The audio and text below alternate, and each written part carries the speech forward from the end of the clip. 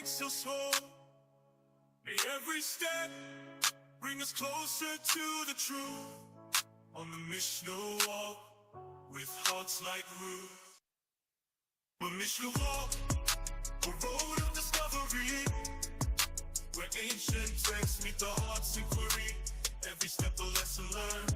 On the Mishnah walk, wisdom is yearned. Rabbi Akiva's teachings are guiding light.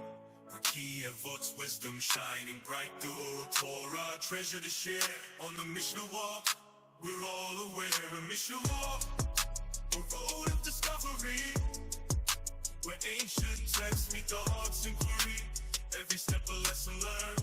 On the Mishnah walk, wisdom is yearned. From tractate to tractate we roam, unpacking the meaning, making it our home. In the words of the sages we find our way. On the Mishnah walk, every single day. Mishnah walk, every single day. The Mishnah walk, every single day.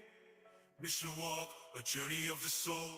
The Mishnah walk, a road of discovery, where ancient texts meet the heart's inquiry. Every step a lesson learned. On the Mishnah walk, wisdom is yearned. The Mishnah walk, a journey of the soul, where the love of learning makes us whole. May every step bring us closer to the truth. On the Mishnah walk, with hearts like roots. The Mishnah walk, a road of discovery, where ancient texts meet the heart's inquiry. Every step a lesson learned. On the Mishnah walk, wisdom is yearned. Rabbi Akiva's teachings are guiding light. Key Avot's wisdom shining bright. The old Torah treasure to share. On the Mishnah walk, we're all aware. The Mishnah walk, a road of discovery, where ancient texts meet the heart's inquiry. Every step a lesson learned.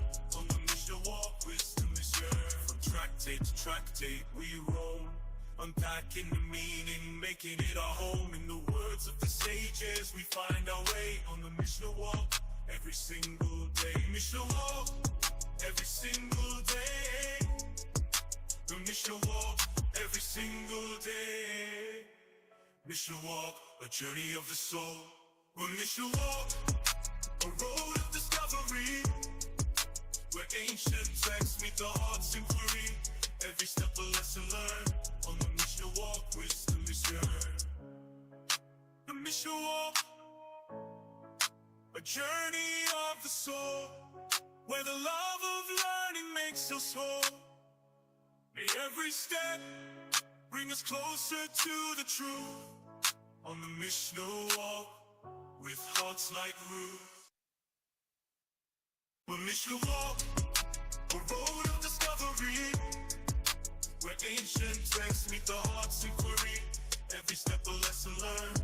On the Mishnah walk, wisdom is yearned. Rabbi Akiva's teachings are guiding light. Key Avot's wisdom shining bright. The old Torah treasure to share. On the Mishnah walk, we're all aware. The Mishnah walk, a road of discovery, where ancient texts meet the heart's inquiry. Every step a lesson learned. On the Mishnah walk, wisdom is yearned. From tractate to tractate we roam, unpacking the meaning, making it our home. In the words of the sages we find our way. On the Mishnah walk, every single day. Mishnah walk, every single day. The Mishnah walk, every single day. Mishnah walk, a journey of the soul. The Mishnah walk, a road of discovery, where ancient texts meet the heart's inquiry. Every step a lesson learned. On the Mishnah walk, wisdom is yearned. The Mishnah walk, a journey of the soul, where the love of learning makes us whole. May every step bring us closer to the truth. On the Mishnah walk, with hearts like roots. The Mishnah walk, a road of discovery, where ancient texts meet the heart's inquiry. Every step a lesson learned. On the Mishnah walk, wisdom is Mishnah. Rabbi Akiva's teachings are guiding light. Raki Avot's wisdom shining bright. The Torah treasure to share. On the Mishnah walk, we're all aware of Mishnah walk, a road of discovery, where ancient texts meet the heart's inquiry. Every step a lesson learned. On the Mishnah walk, wisdom is shared. From tractate to tractate we roam, unpacking the meaning, making it our home. In the words of the sages, we find our way. On the Mishnah walk, every single day. Mishnah walk, every single day.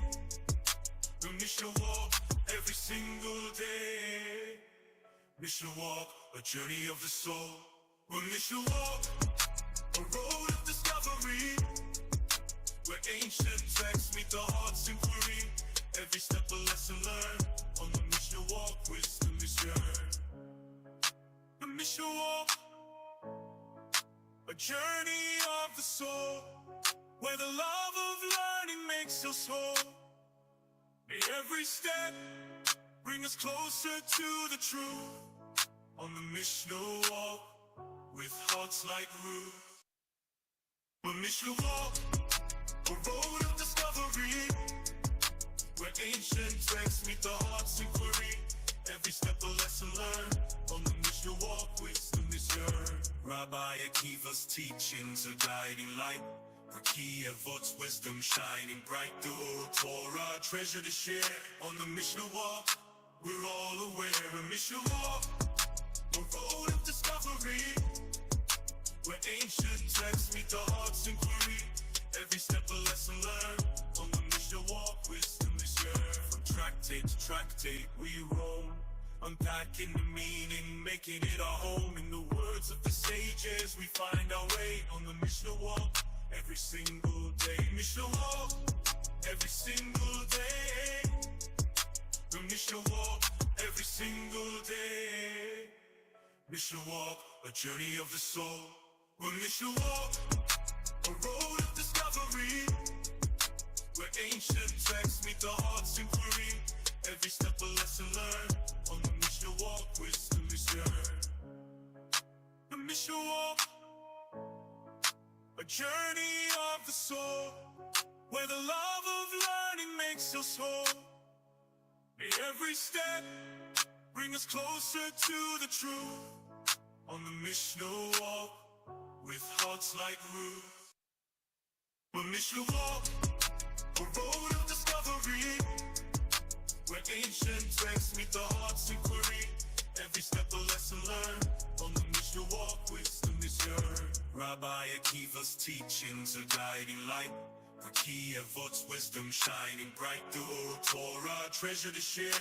On the Mishnah walk, we're all aware of Mishnah walk, a road of discovery, where ancient texts meet the heart's inquiry. Every step a lesson learned. On the Mishnah walk, wisdom is shared. From tractate to tractate we roam, unpacking the meaning, making it our home. In the words of the sages, we find our way. On the Mishnah walk, every single day. Mishnah walk, every single day. The Mishnah walk, every single day. Mishnah walk, a journey of the soul. The Mishnah walk, a road of discovery, where ancient texts meet the heart's inquiry. Every step a lesson learned. On the Mishnah walk, wisdom is shared. The Mishnah walk,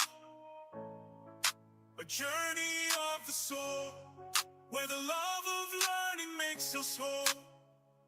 May every step bring us closer to the truth.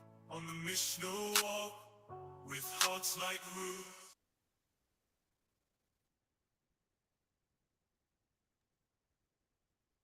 Shavua Tov. Shavua Mevorach, Shavua Mevorach. How are you? We're doing well. Ready Yofi. for another day of Mishnah walk in the 3 weeks. The 3 All right. weeks. Sounds exciting. Everybody's favorite time of the year. Yeah, I guess. I don't know if it's exciting or maybe it should be. So do we meet next week, even though it's Tisha B'Av? Mm. No, we shouldn't meet on Tisha B'Av. I believe it starts Saturday, right after sundown, Saturday? Correct. You know what? I'm fine with meeting on Tisha B'Av, but it would not be a regular meeting. It would be. I think it's a good idea because I think most people probably who would normally watch us wouldn't be doing anything if we don't do something. But it would not be a normal. It would be a lot more somber. We'll get into the reason why in this class. Okay. Well, we can certainly put something together if you can think of how to do that. That'd be fine. Yeah, absolutely, absolutely. All right. I've got you set for co-host. If you hit, okay, you're recording. Good. Sir, All right. I'm gonna go ahead and share. Do we have a volunteer for reading the blessing? Yehi. You're funny. One participant. There we go.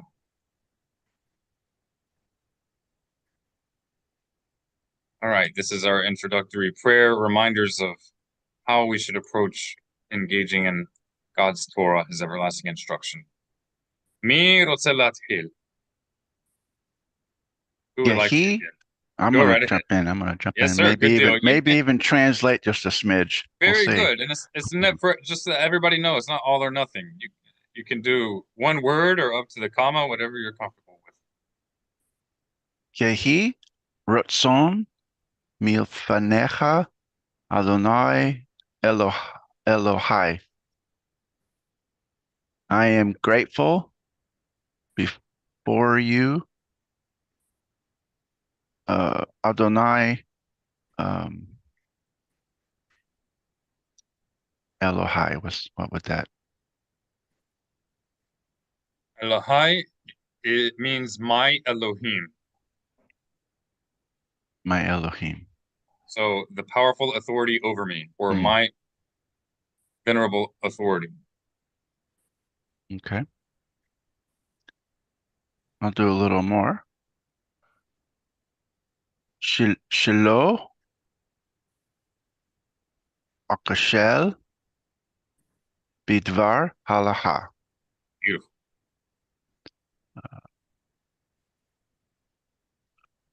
That I not stumble in a matter of halacha. Kol hakavod. Good job.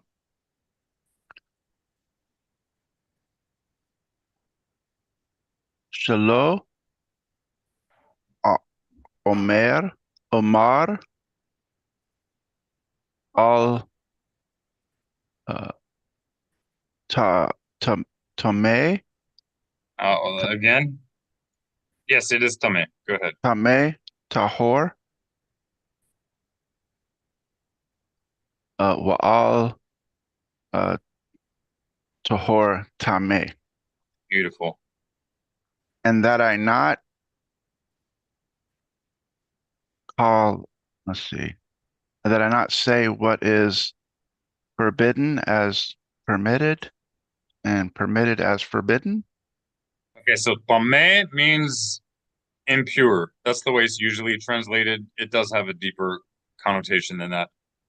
Tameh is quote unquote impure, and Tahor is usually rendered pure, the opposite of Tameh. So these are opposites, Tameh and Tahor. And Tahor is usually rendered pure, but it also has a deeper connotation and meaning. It's from a Hebrew root word that means bright or transparent. Mm. Continue.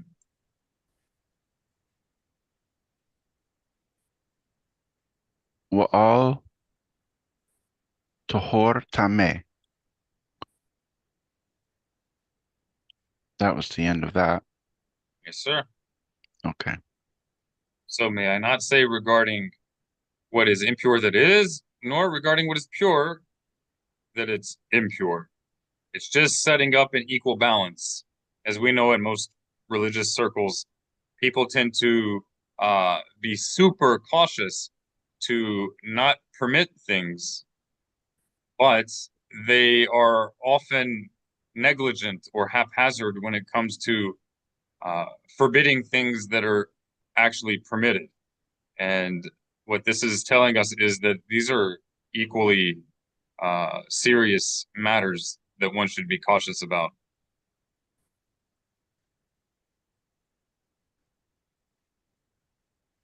وقال mutar asur وقال asur mutar. And I'll let Heather jump in now.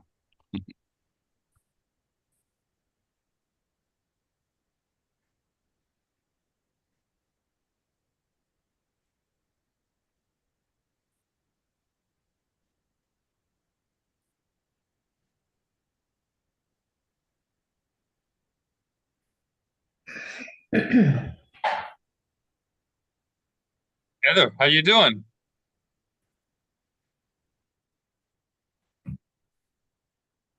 She's on All right, mute.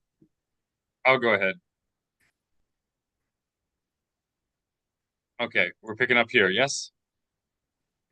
Oh, where are we? I Yeah, believe we're right here. Ani haba. Kol hakavod. Good job. Baal ekashel bidvar halacha. All right, let's translate. Each time we get up to a semicolon or a colon or a comma or a period, let's translate after reading those points. So al and not, it's usually a negation for a future. So and may not. Eka shel, the a prefix means I shall. So and not shall I stumble. In other words, may I not stumble. Bidvar, in a matter. Halacha. So in a matter of a point of proper execution of God's commandments in accordance with the consensus understanding of the sages of Israel. All right, you want to continue to the next comma? Okay. Vayis mahu bi chavarai ve'al yikashel yicha shalu yicha shalu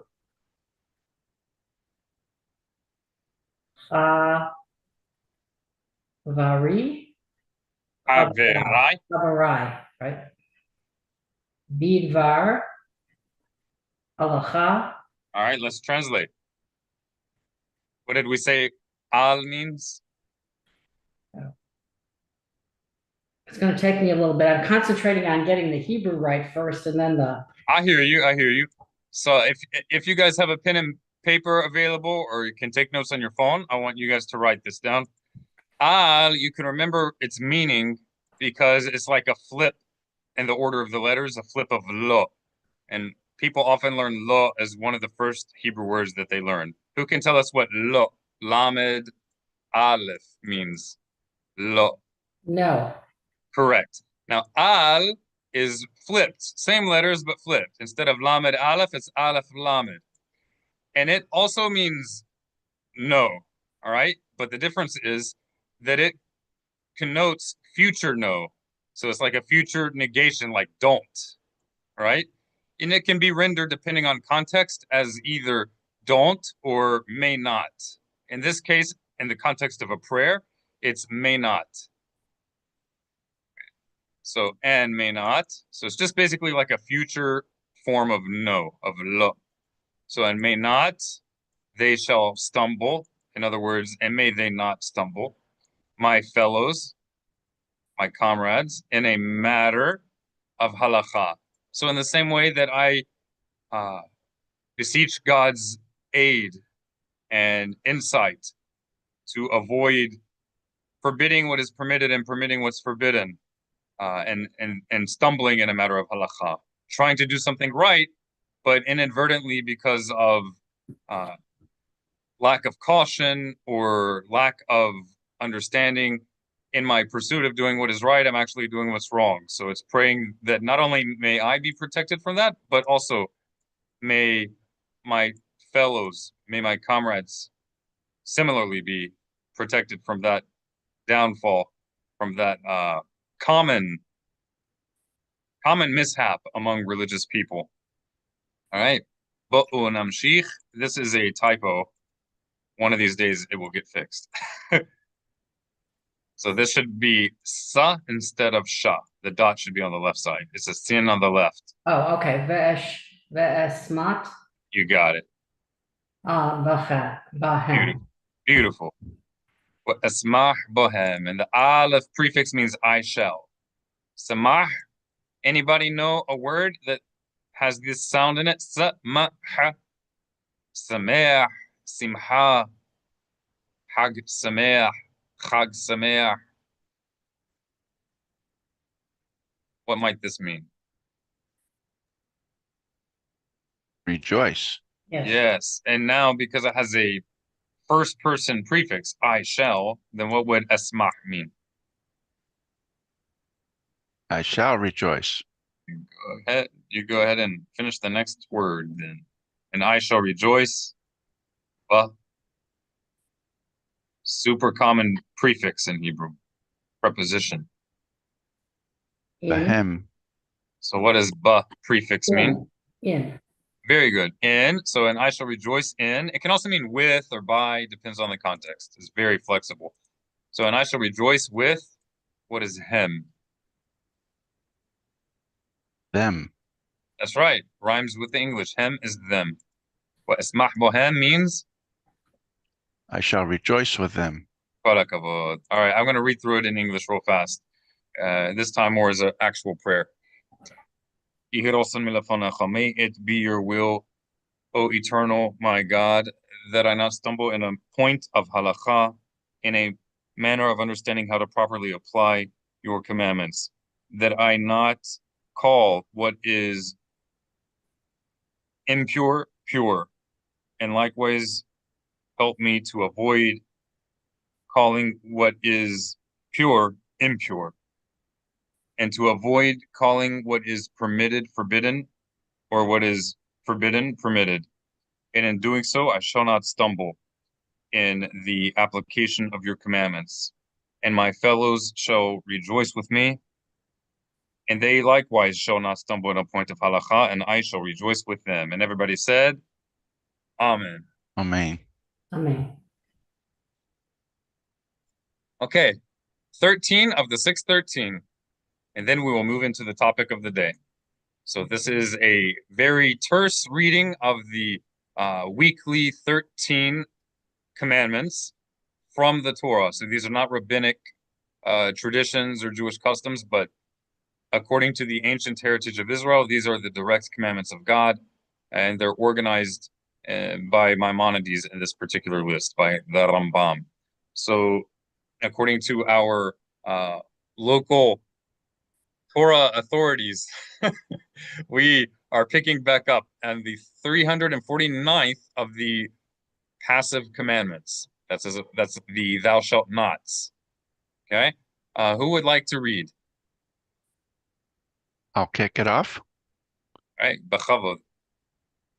349. Not to perform a sexual act with an animal, as Leviticus 18:23 states, and do not lie carnally with any animal. Miswah haba'ah. Next commandment. Miswah haba'ah. Mi haba. Mi haba batur. Ni haba'ah. B'chavod. For a woman to perform a sexual act with an animal, as Leviticus chapter 18, verse 23 continues, and a woman should not present herself to an animal for sexual purposes. Can we read it one more? Can we read it one more time? I might have misheard, or the audio may have cut out, but it almost sounded like something else at the beginning. For a woman not to perform a sexual act with an animal, as Leviticus chapter 18, verse 23 continues, and a woman should not present herself to an animal for sexual purposes. All right. Miswah haba'ah. Go right ahead. All right, Anihaba. sure. 351, not to commit sodomy as Leviticus 18:22 states, and do not lie with a male. All right, so please do not allow me to go too far into this, but this is possibly the most misapplied commandment when it comes to ethical behaviors between between people. And also, no surprise, and as is common, there is a mistranslation here. Hmm. Sodomy, in legal terminology in English, does not refer specifically to men with men. Right? This is a general term in English that refers to a specific act. We don't have to say, well, this is legal. We're going to say it's a type of penetration that is not it is not the procreative form of penetration. But the problem with this translation is that Male. yeah, and this word in English also gets used in reference to females. So it's not a good translation. Also, this is not a good translation because this word itself is based on ignorant or intellectually dishonest readings of the account regarding Sodom. So in the account of Sodom, the context was attempted rape. But one could engage in the modern legal terminology of this act without it being rape. Well, not legal. In legal terminology, it probably is. I think it's exclusively rape because if it's consensual, at least in American law, it doesn't fall under that. But in the regular usage of this term, it's independent of rape. Also, in the typical understanding of this commandment, it's independent of rape, whether or not it's rape. So it's just one example of how this verse is very often an example of bias or ignorance, and that is a topic unto itself. But I do encourage anybody who loves the God of Israel and loves truth that when they learn any commandment, this one no exception, that they not assume that they know everything about it, and that if they believe the words are the words of God, then they should consider the wording to be important, especially when there's unusual wording. But we will save that for another time. But you do see the unusual wording blatantly here in the Hebrew, and conveniently it's not represented. All right, Miss Wahaba'a. Nihaba'a. Bachavod. Not- Again, this is not- not. What the heck is this? Why are they doing this? I'm sorry. It's just so frustrating. Okay, you can go ahead. It doesn't say what it says is, well, it's a completely different term. It does refer to sexual relations in a euphemistic sense, but it's a different term from what they're translating here. And also, yeah, it's just a problem. So instead of saying sodomy, let's translate this the way they translate it, I believe, everywhere else here, since it's the same term. So intimate relations, which this also isn't the best term, because intimate relations does not necessarily mean intercourse. And the Jewish understanding of all of these commandments is that you are not guilty of these particular prohibitions until there's actual intercourse, right? And it's a specific type of intercourse. Whereas the term intimate relations, it does connote that, but not exclusively. Intimate relations could involve other sexual activities that would not fall under the rubric of these. So it's a big problem. I don't know why people can't just. I'm sorry for the frustration, but it's part of what we prayed at the very beginning. We should be careful not to mix terminology. So this term in most Bible translations is translated fairly accurately in its literal sense, and most people understand the euphemism that's intended. It is to reveal nakedness. Right? So we should be consistent in how we're translating it if there's no reason to avoid that. So one should not Commit reveal the nakedness. Go ahead. not to reveal nakedness with one's father, as Leviticus chapter 18, verse 7 states, do not commit a sexual offense with your father. Again, it's a problem. It's the same. The term here is the same term here. And they're like, when people believe that a text is the word of God, they are going to, you would expect, and it's reasonable expectation, that they're going to consider the wording important. A person could easily build, no telling where they could go with it, reading in to the text some reason why sodomy is used here and sexual offense is used here. And there are sexual offenses without sodomy. Like, even though these are the same word in Hebrew, it's a big problem. I apologize for going on and on, but this is serious. It's a problem. The haphazardness of the translations.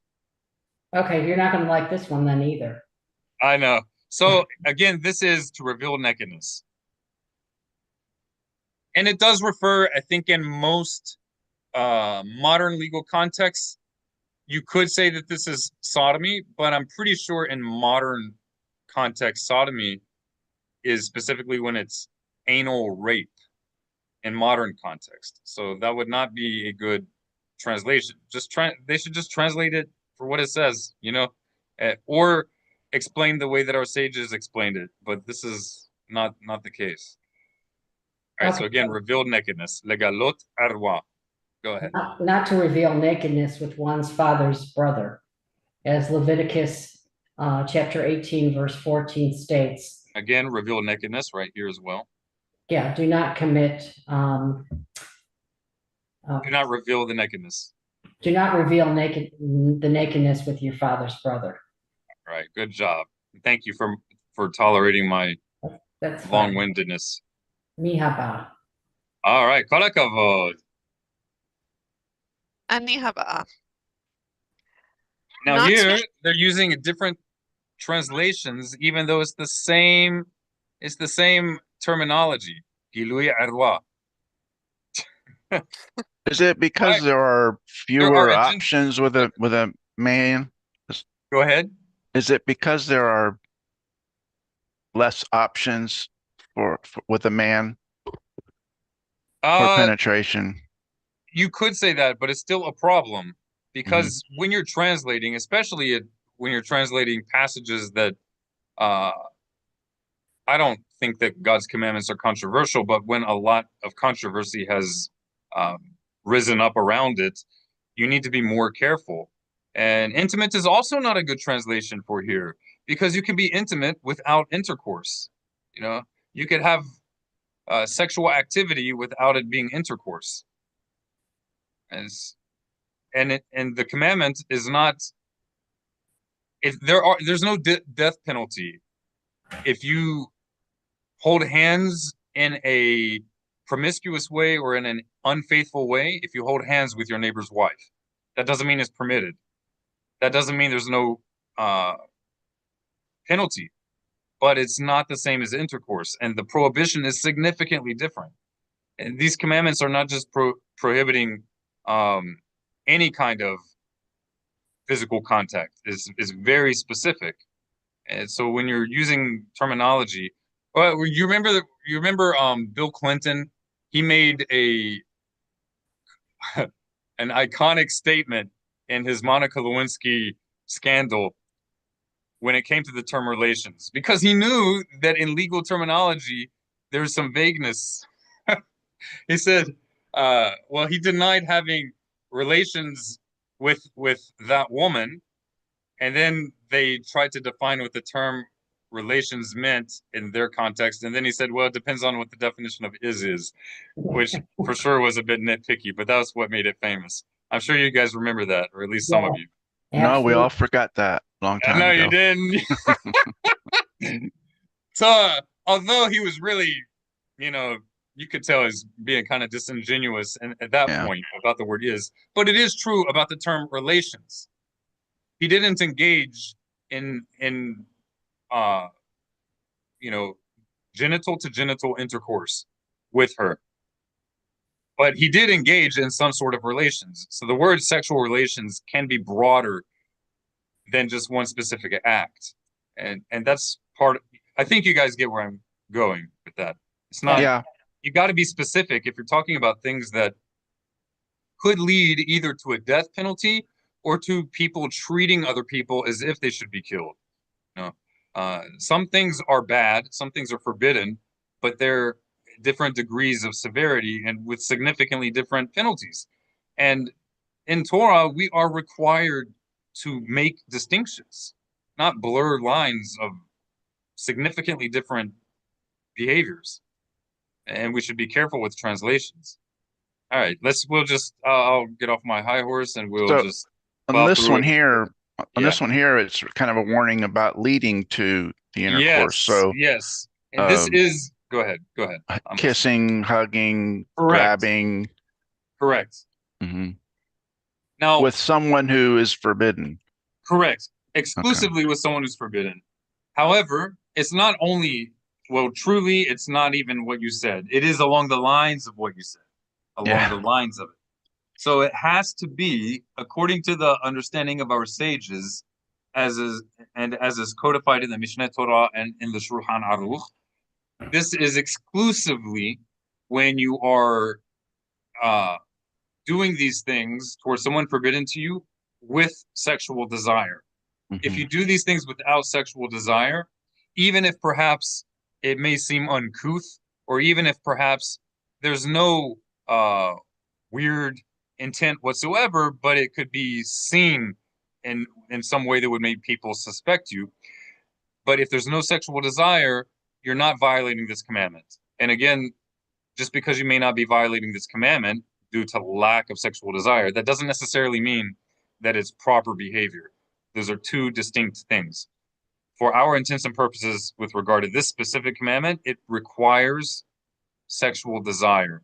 If there's no sexual desire, like you kissing your daughter on the cheek, you wink at her just because you're playing with her, uh, or any person who is forbidden to you for sexual relations, but there's no sexual desire, you would not be violating this prohibition. So embracing, if you embrace your neighbor's wife, and I am not an advocate of doing that, if you're a male and embracing your neighbor's wife, according to the tradition of Israel, you should not be doing that. At least if there's no exceptional reason to do so. But generally speaking, you shouldn't be embracing your wife in classical Jewish tradition. Did I say your wife? You shouldn't be embracing your neighbor's wife. Mhm. However, if you violated that fence of our sages and you did embrace your neighbor's wife, you have not violated this commandment unless you embraced her with desire for her, sexual desire.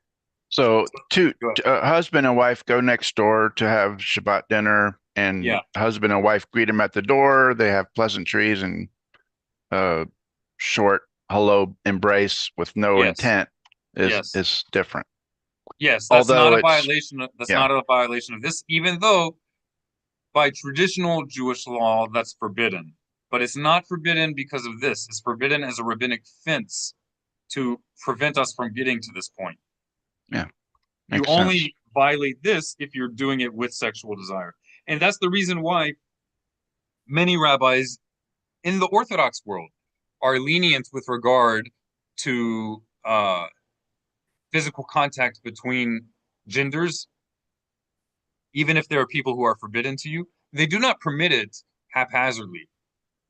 I don't know of any traditional rabbi, Orthodox rabbi, who permits it just haphazardly. But many of them permit physical contact between people of different sexes, even if they are forbidden to each other sexually, because if there is no sexual desire, then you're not violating the Torah prohibition. It's only a question of violating a rabbinic prohibition. And when you have a doubt regarding a rabbinic prohibition, you're supposed to be lenient. So what would be the doubt? There's no doubt that it's rabbinically prohibited. That you should not have physical intimacy, even in a non-sexual way, with someone who's forbidden to you. There's no doubt that that's forbidden in classical Jewish understanding of it's offense. So what is the doubt? The doubt is because there are other issues at play. Intent cannot be seen, for one thing. Yeah, intent cannot be seen. So, but perhaps most prominent of concerns is that you may cause someone to be publicly embarrassed. Mhm. And that's a big no-no. So now we're faced with two issues. One, which may be a possible violation of a Torah prohibition, embarrassing somebody, that's causing a type of harm to them, especially if it's in public. Especially if it's in public. And our sages said one who embarrasses someone in public is as if they killed him. They're not saying that he gets the death penalty for murder, but they use hyperbole to drive the point home how severe it is. So if you're faced with possibly embarrassing somebody or possibly violating a rabbinic prohibition, well, you break the rabbinic prohibition, which was established as a fence for this.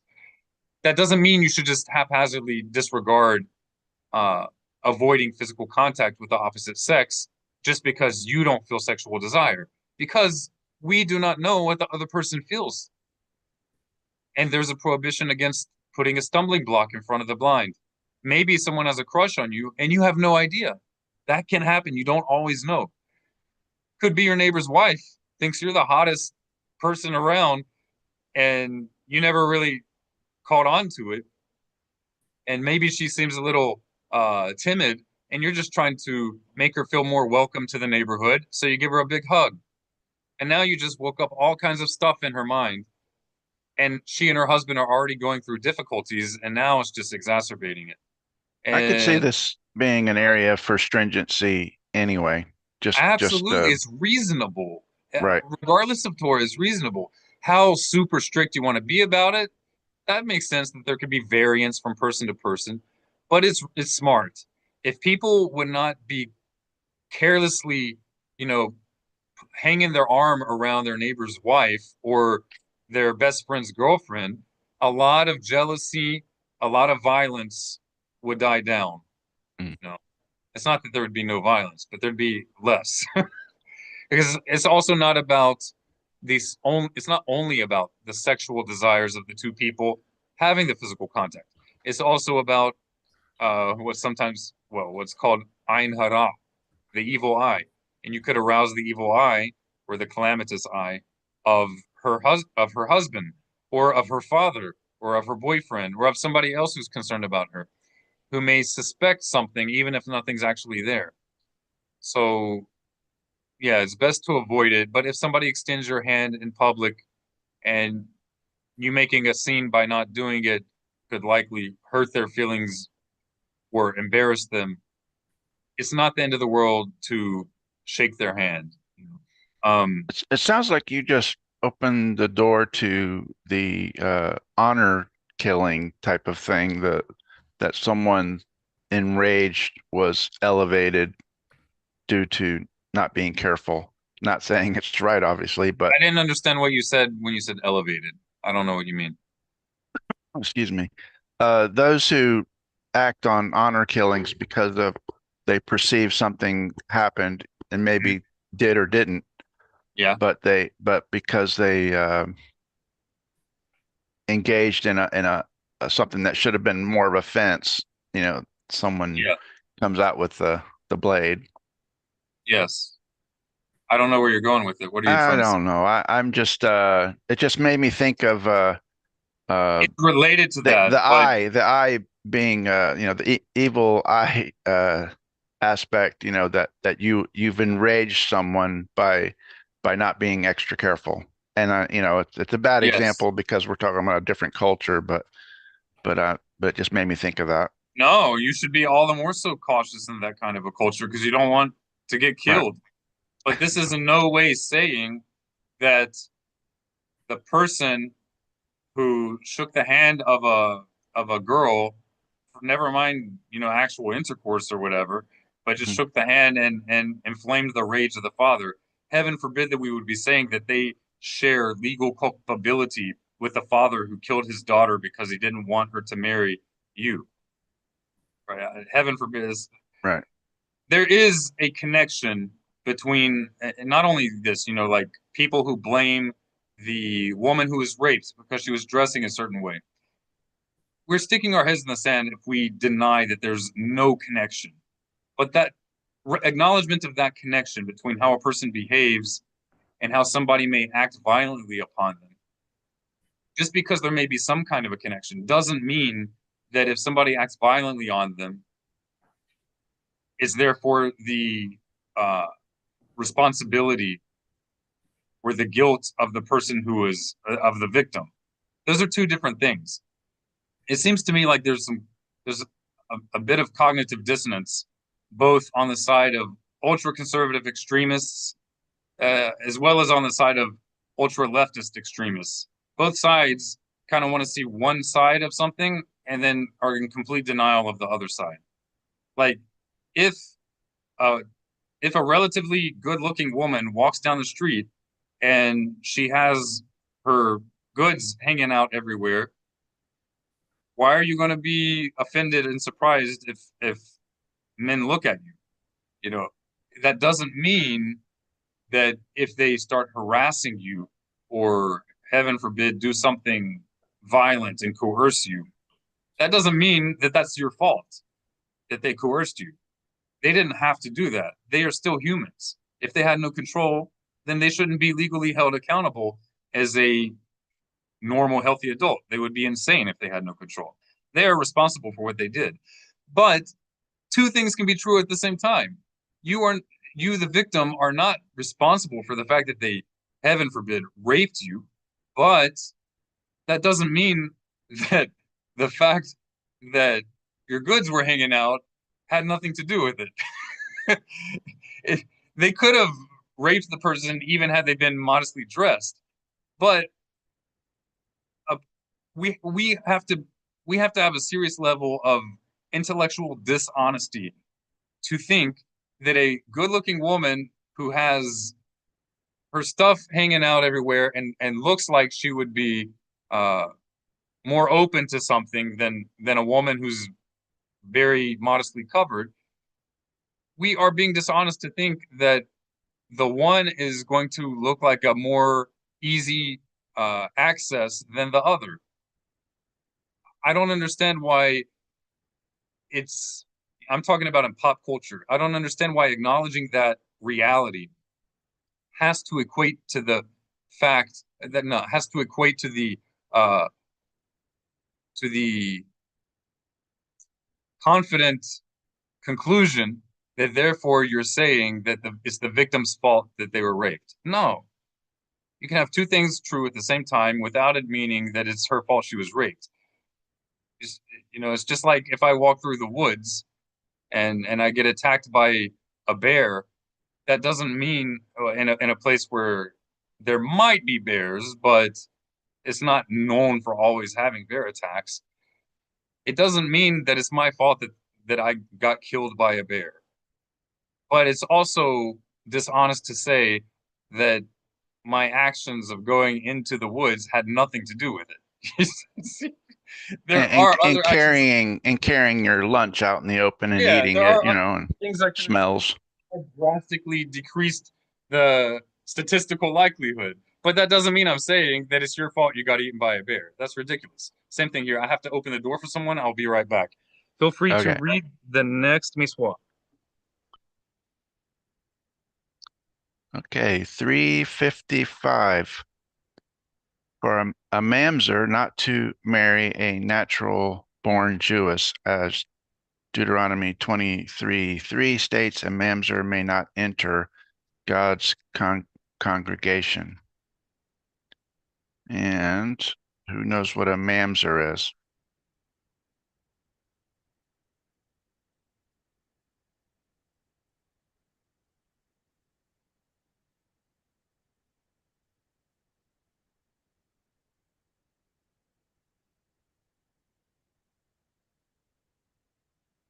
Any guesses?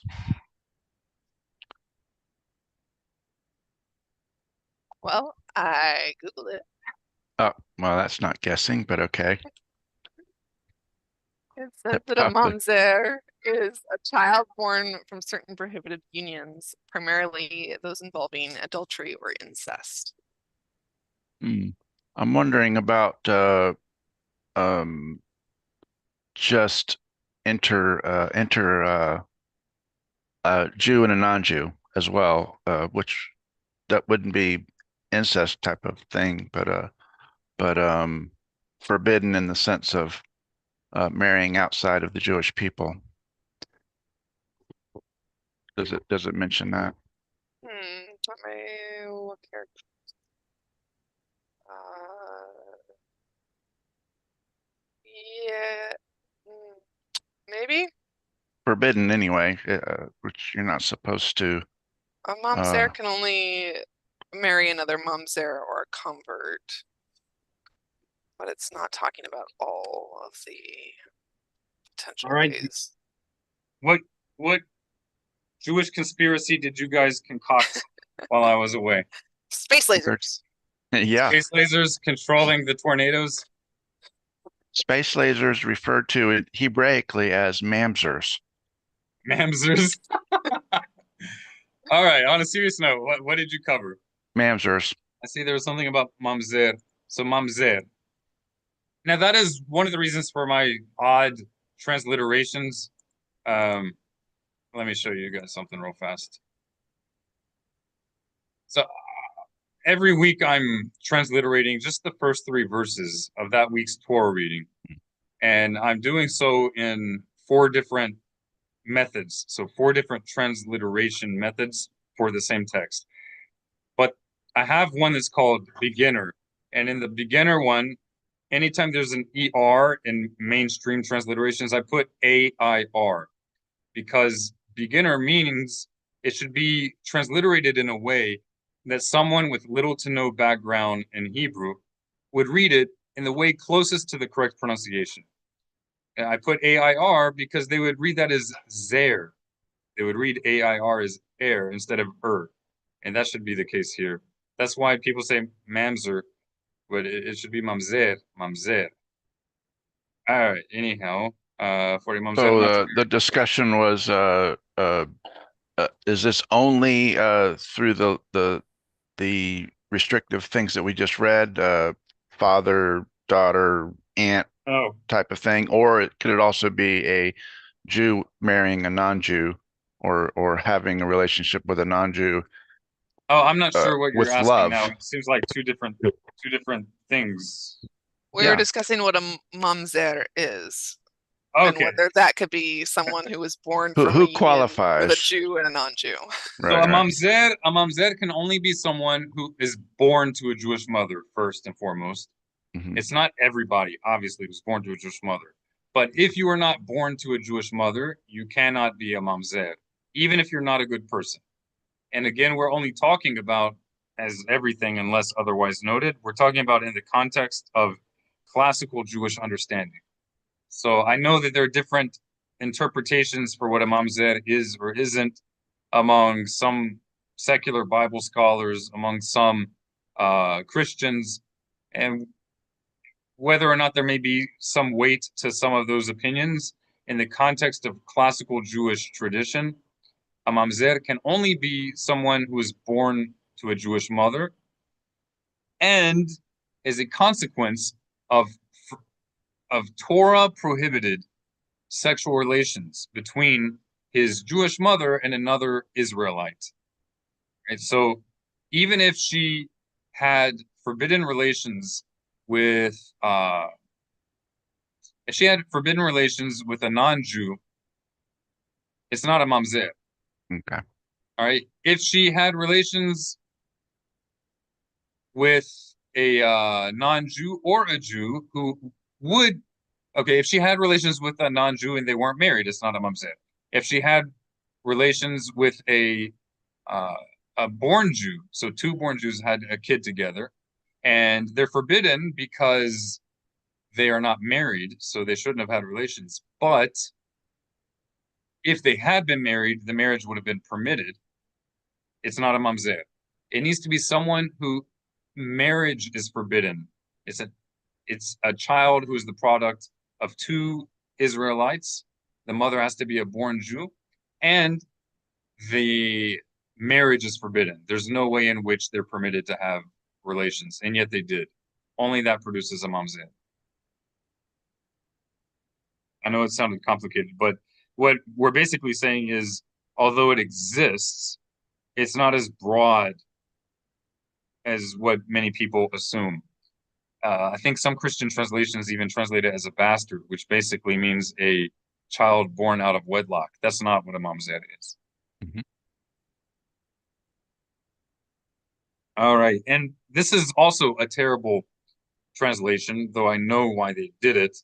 It is a literal translation, but it is not the way that the sages of Israel understood it. It's not the way that it is presented in the Mishneh Torah or in the Shulchan Aruch. So, Kahal Adonai literally means the congregation of the eternal. Okay, so it's not on a literal level, it's not a problem, but the problem is the connotation and the way people understand it when they're divorced from Jewish heritage. When it says Kahal Adonai, it's referring to the natural born Israelites. It's not referring to the temple. A lot of people take this to mean like a congregation in the sense of like a place of worship. That's not what it's talking about. Kahal Hashem often refers to the general body of the people of Israel, not specifically when they're at one specific location. You guys understand that difference, yes? Yes. Yes. Okay. So in this context, it is not referring to a specific localized congregation. It's referring to the congregation of Hashem in the national sense, in the sense of all of the people, like the universal congregation of Israel. And it's talking about the native born ones. And the way we know that is because a mamzer is permitted to marry other people who are devoted to God, but they cannot be one who is a native born Israelite unless they themselves are also a mamzer. So a mamzer can marry a mamzer, that's permitted, and a mamzer can marry a person who joined the people of Israel but was not born into them, such as a convert. Okay. That's that. All right. So I don't know about that stat, but it's certainly it sounds a little tough. So yeah, that's that. Yeah. Meaning that is the scope of it from its Torah prohibition, and that's probably as much as we should talk about it right now. Sounds good. We've spoken a lot about it. All right, so we began at 349. We need to go up to 62. Let's keep going. Let's try to.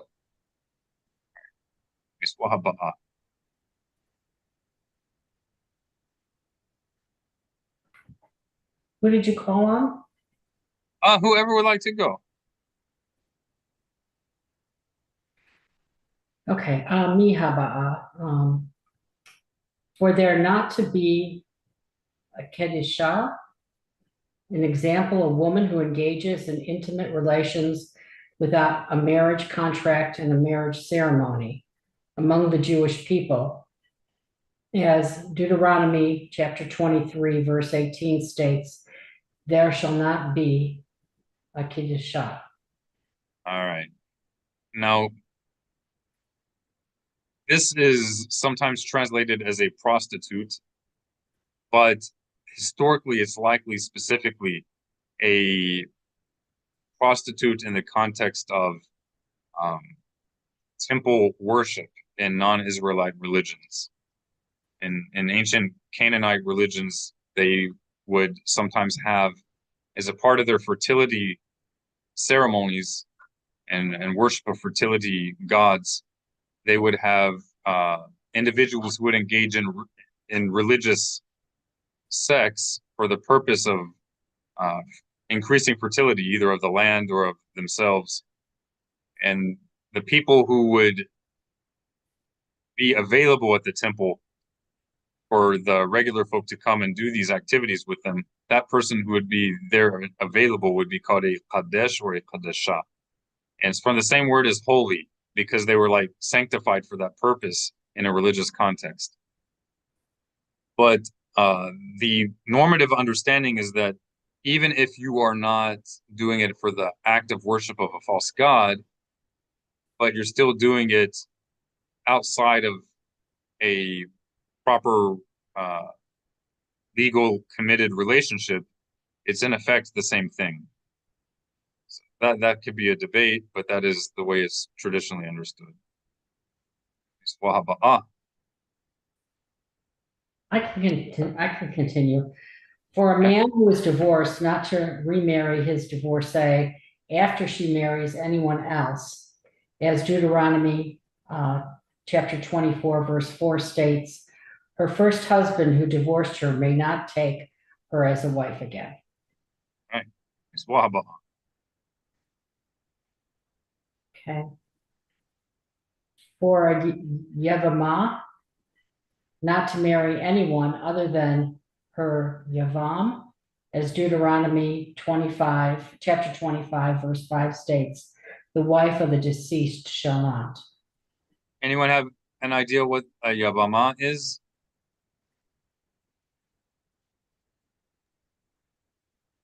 This like the brother of the deceased type of thing? Yes, that's the Yavam, and the Mhm. Yavama is the wife of the deceased brother. Hmm. So there's a She, Torah mhm. commandment that the wife of an Israelite who passed away, she automatically is married to the, and I don't mean automatically in the sense that she's instantly like put into a marriage ceremony. I mean, she already has a status of the first stage of marriage to the brother of the deceased husband if they did not have children with the, if she didn't have children with the first. Yes, ma'am. That's the levirate marriage, right? Exactly, exactly. No. And there's more than one commandment related to it. This is one of them. She is prohibited from marrying somebody else, and the reason is because she's already married to him. There's two stages of marriage, but she's already automatically, the moment that her husband dies and she still is without children, she's automatically entered the first stage of marriage to her brother. There's a lot of laws to that, so we shouldn't get into the details. We could talk about it another time. Somebody could ask it, and we'll discuss it at the end of the class. For a rapist not to divorce the woman he raped, as Deuteronomy chapter 22, verse 29 states, he may not send her away for his entire life. All right. Now, this one I have to spend at least a little bit of time on because it's one of those commandments that people try to use to paint the Torah as a horrible and primitive text. But if we look at how the ancient sages of Israel understood this text long before the modern feminist movement, it becomes clear that the traditional Jewish understanding, which is very reasonable and is a protection to the woman, that this traditional Jewish understanding, which is protective for the woman, is not a reaction to modern feminist understanding because it predates the modern feminist movement by 2,000 years. And what is that? It's not that the woman cannot leave this man if she wants to, but rather that it depends only on the woman and not on the man at all. Whereas usually it would depend on the man. But if he raped her, he has no say in it. He has to be married to her unless she doesn't want to. Now, that may seem crazy in a modern context, but that's because in the modern context, people are usually completely oblivious to social realities of the ancient world. Social realities cannot just be ignored, even if they seem unjust. To simply ignore unjust social realities is not an act of justice, it's an act of avoidance. So part of that would be that if a woman had already had relations with a man, then it's nearly impossible for her to get married. This is still the case in many third world countries, still the case. All the more so 2,000 years ago. It's not that the God of Israel would not want her to be able to marry again, but rather It's recognition of the reality on the ground. And because her having been raped kind of screws her over, no pun intended, it screws her over from a good likelihood of finding a good man afterwards. She might prefer to just stay with this guy rather than end up being alone with no husband to support her in a reality in which it's nearly impossible for women to be self-sustaining, especially if they have kids. Imagine if she has old and aging parents. Imagine if she has no brothers who could take care of her. There's no social welfare system in place as we have today. So this would be a mercy to her, not that she has to marry him, but rather that he has to marry her if she agrees to it. If she doesn't agree, in traditional ancient Jewish understanding, if she doesn't agree, then there's no marriage. I'm curious if you guys ever heard that explanation before, because that is the normative Jewish understanding from ancient times regarding Yeah. this. Absolutely, absolutely heard this before. It's in the Bible too, I think. It's in the what? I think you'll find it in the Tanakh, an example of it. Oh, I don't recall that. That's awesome. I do know that in the non-Jewish world, it's pretty much unheard of, and they view this as if the Jews are it's just more proof of the evil Jews that they would force a woman who was raped to marry her rapist. And not carefully reading it doesn't say she cannot divorce him, it says he cannot divorce her. It also assumes that they don't know each other. In our culture, we would think about someone attacking a stranger.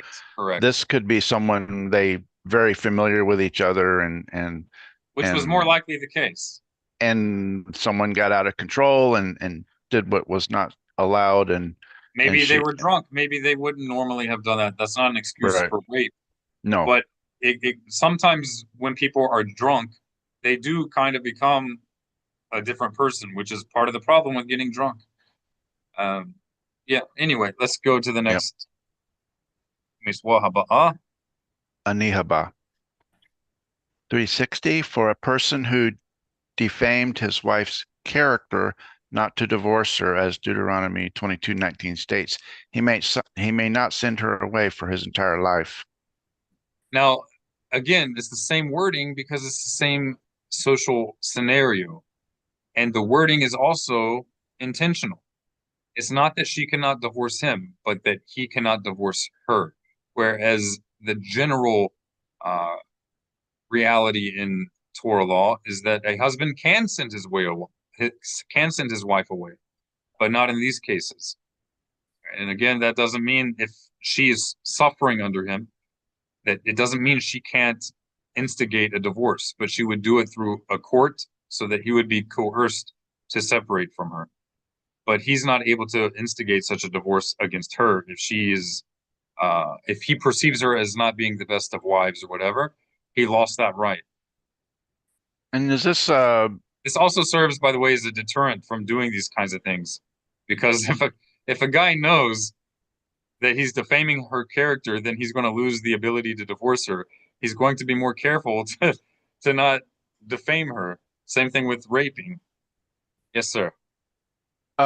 Is this also where we might have some groups are more lenient and others are more stringent, like she cooked my dinner, type of thing, or what would, when you say defamed his wife's character, what are we looking at as an example? So, yeah, I don't want to get too much into it because well, we need to move on to our other topic.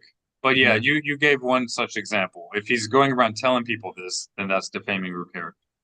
That would be elaborated on in more detail in halakha. All right. We're almost to the end. Mitzvah haba'ah. For a man incapable of procreation not to marry a natural-born Jewess, as Deuteronomy chapter 23, verse 2 states, a man with crushed testicles may not enter God's congregation. Right? And just like earlier, it means in the sense of the native born of Israel in a universal sense, like a global sense, not in the sense of a localized community. There is no concept in traditional Jewish understanding of the Torah, no concept that any person is forbidden from entering the temple, whether in Jerusalem or a local Mikdash Ma'at, a local temple or synagogue. Anybody can enter those places of worship as long as they're sincere individuals, not violent. There's no such prohibition. And that's just to do away with that widespread misconception. This is especially prominent among Christians. They think these are like restrictions on entering the house of God, and then they build an entire theology around that misunderstanding as part of what's unique in Christianity, that suddenly God's more merciful and now people can come and worship together. That's not even what this was referring to in a Jewish understanding of the text. And the final one.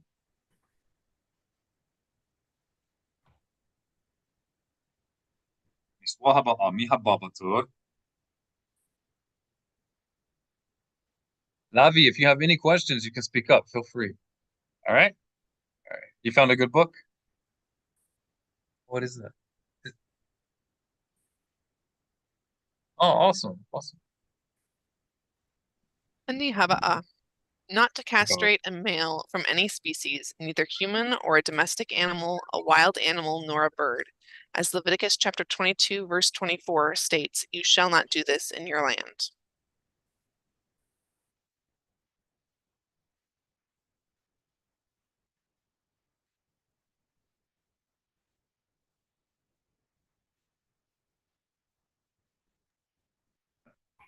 Now, this is something quite common with domestic animals in Yeah. America. Yes. You'll notice the language in your land. Hmm. So because of that, there is some debate whether this is exclusive to the land of Israel or any land that you own or anywhere in the world, regardless of where you're located. And we would have to look into halakha to see how it's decided. Not every man for himself. Hmm. Hey, any other questions regarding any of the mitzvot that we just touched on before we move on to our topic for the day? I do not see any questions, and we hit everything pretty good. So Oh, I think so. Normally, I would prefer that we hold our questions to the end, but because there was a lot of Hebrew terminology, since there's no English equivalent to some of these concepts, it was necessary to spend a little more time than normal. Never mind the terrible translations. Okay. All right. So we are going to, since yesterday was Rosh Chodesh. It was the beginning of a new month on the calendar of the people of Israel, what is popularly called Chodesh Av, the month of Av. And there are a lot of customs, both ancient customs and somewhat recently innovated customs surrounding this time period. From the beginning of this month until what is called Tisha B'Av, the fast of the 5th month, mentioned in the book of Jeremiah, chapter 8. And these are customs of mourning hardships that have befallen the people of Israel since ancient times.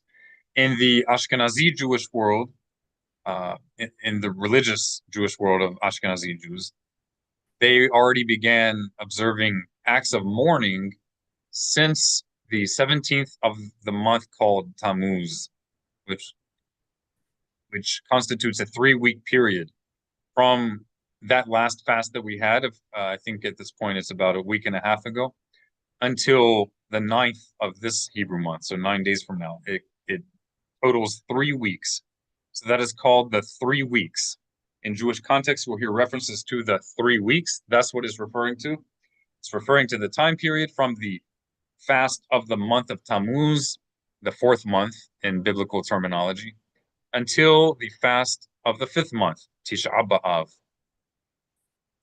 That is a 3-week period, and we are going to call that mainstream Orthodoxy because Ashkenazi Jews outside the land of Israel are the mainstream Orthodoxy.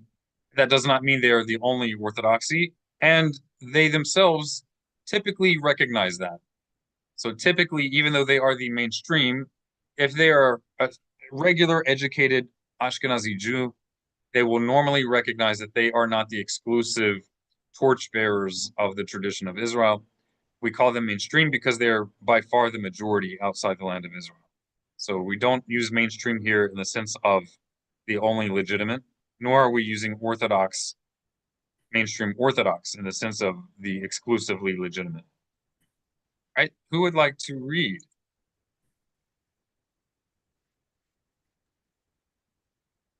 I will start off. All right. Heather could do the next. Sounds good. Mainstream Orthodox Ashkenazi practice, the mourning customs of the 3 weeks, 17th of Tammuz through the 9th of Av, intensify in 4 stages. No weddings or engagement parties with music. No haircuts or shaving. Omit the Shekianu blessing. No new clothes or seasonal fruits. No listening to music or hosting festive meals. Was that the first of 4 steps, those items, or was that? Yes, sir. Yes, sir. Mm-hmm. Those 4 items are just for the Stage 1. first of the 4 stages. All right, Okay. Heather, Toshala. So from Rosh Chodesh Av, week That means the before, new month since yesterday. through the week before Tisha B'Av, the 9 days. All of the previous plus, no eating meat or drinking wine, even on Rosh Chodesh Av itself. No laundering or wearing freshly laundered garments. No home improvements, painting, planting, or swimming. No bathing for pleasure. Hannah. Further, Shavua Shachal Bo, week in which Tisha B'Av falls. Further restriction on personal grooming, example given, permitting nail trimming until now only. A strict ban on haircuts, shaving, bathing for pleasure, and laundry.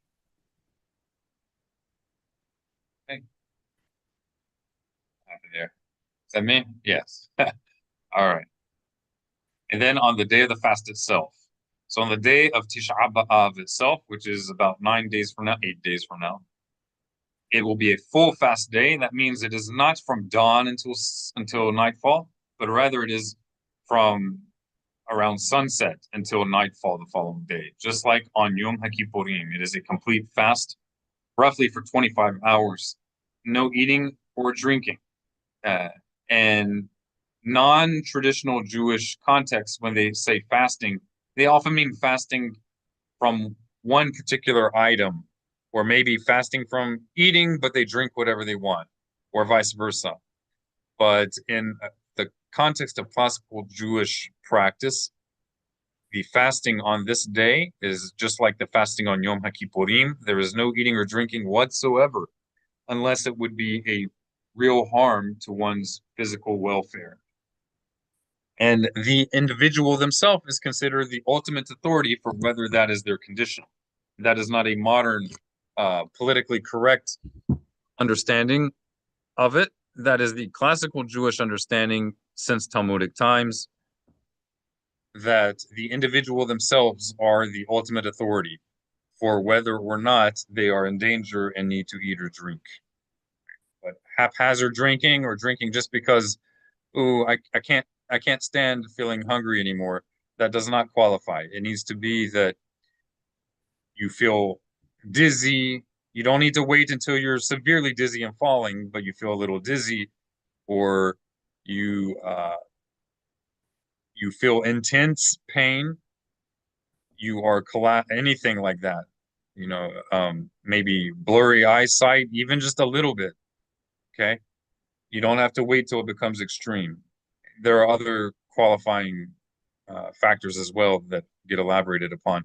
And if a doctor would say that you need to eat, then you need to eat as well, even if you don't feel that you need to. Does this Okay. begin at before Havdalah or after Havdalah?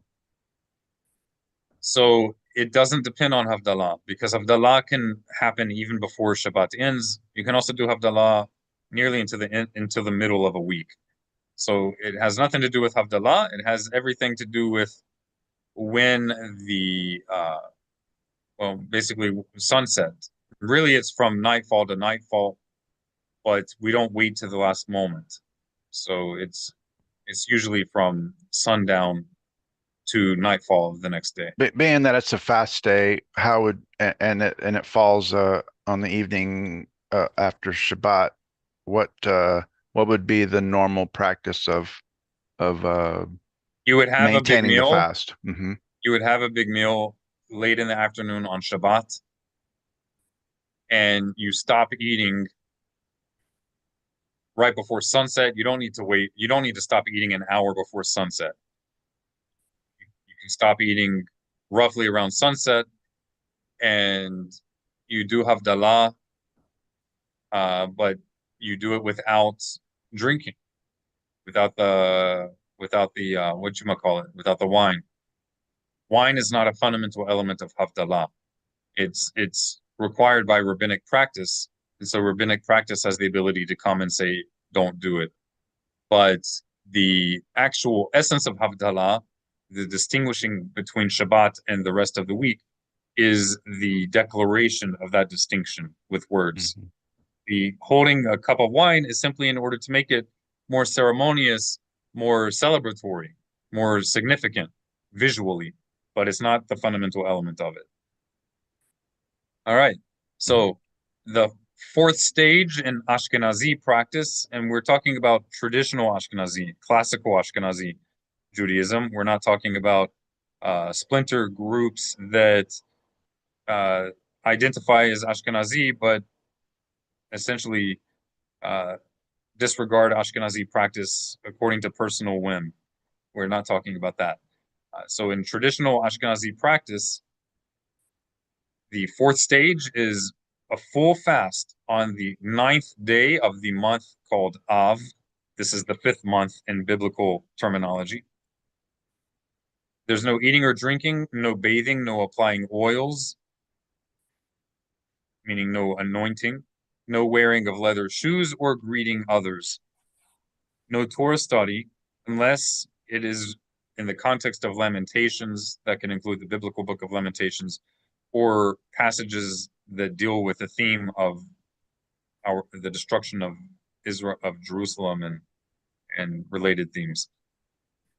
The matter of wearing leather shoes, I do want to say that there are respected Ashkenazi authorities, legal authorities, who hold that leather shoes are forbidden, but non-leather shoes are also forbidden if they provide the same comfort as leather shoes. And I am very much a fan of those legal authorities because they are more honest. Because it is clear from the source text that the idea of prohibiting leather shoes is because leather shoes were historically understood as the higher quality type shoes that are the most comfortable. But nowadays, anyone and their mother knows that shoes do not have to be leather to be extremely comfortable. And you can have extremely comfortable shoes, which are not leather, that are even more comfortable than many leather shoes. But the normative practice is that there's something inherent about the fact that they are leather shoes. And so as long as you're not wearing leather shoes, you can wear whatever you want. That is clearly not the intent of our sages, if you look at the source text. And I'm just mentioning that there are Ashkenazi legal authorities who acknowledge that. Kol hakavod lahem. Good on them. But the mainstream practice, it kind of misses the point.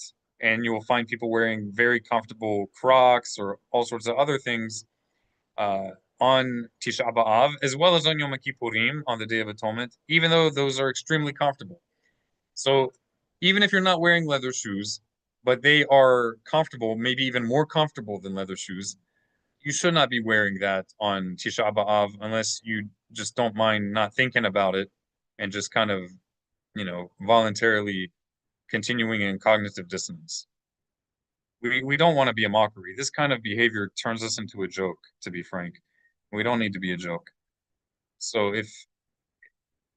if our act of mourning involves wearing bright green, super comfortable house shoes as we walk around in our workplace.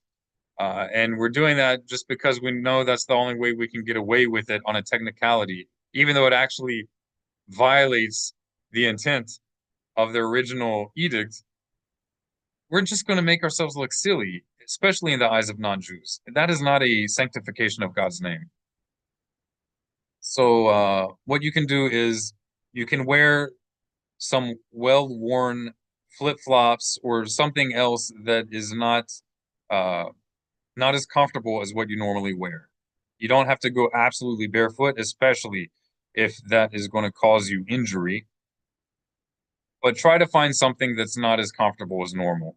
You know, And if I gotta say, my leather shoes are probably the most uncomfortable things I have. yeah, I think that's often the case. Hmm. Even if they're not particularly uncomfortable, they're often not as comfortable as non-leather shoes. If you don't have any really well worn out flip-flops or sandals, and it's kind of hard to find footwear that is not comfortable. If you don't have anything like that, then this is my own solution. I'm not saying this has authority over anybody, unless you just agree with the idea and you can do it. Put something in your really comfortable shoes. Then you're not making a scene. It's just between you and God, but you feel some kind of discomfort. I'm not saying put a rock in there, but maybe roll up a little bit of tissue paper so you feel something unusual within your shoes that kind of mimics walking on ground or walking in footwear that's not as high quality. It doesn't need to cause you pain. It just needs to be not as comfortable as normal. All right, that's up to you guys. Okay, Sephardim. We covered Ashkenazi practice. Now we're looking at Sephardim. Who would like to read? You have any questions, Habibi? בסדר? תודה לאל. אתה I can עוקב? read. Go ahead. Who would like to read? Okay. I can read it. בכבוד, حبيبي. Mainstream Sephardic practice. Sephardim generally delay most mourning customs until Rosh Chodesh Av, not from the 17th of Tammuz. All right. And again, who can tell us what Rosh Chodesh means? What is Rosh New- Chodesh? New moon. That's right. It is the first day of a new month on the Hebrew calendar, on the Jewish calendar. So in contrast to mainstream Ashkenazi practice, which already begins customs of mourning from the previous month, the 17th day of the previous month, Sephardic Jews do not do that generally. They typically don't do any such customs until the beginning of the month of Av, the same month that Tisha B'Av falls on. Right? But when Mi haba, who's next? Again, we're continuing with Sephardim now. We're not talking about mainstream Ashkenazi practice. We're talking about serious religious Sephardic Jews, traditional Orthodox Sephardic Jews. Go ahead. Any haba'a. Weddings and engagements. No weddings or music at engagement celebrations from Rosh Chodesh Av through Tisha B'Av. Engagement meetings without music remain permitted. And by music, they mean with instruments. They don't have any issue with singing a cappella.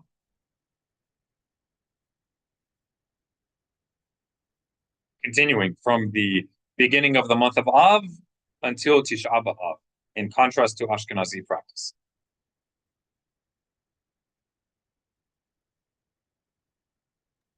Haircuts and shaving permitted until the week of Tisha B'Av, prohibited only during that week.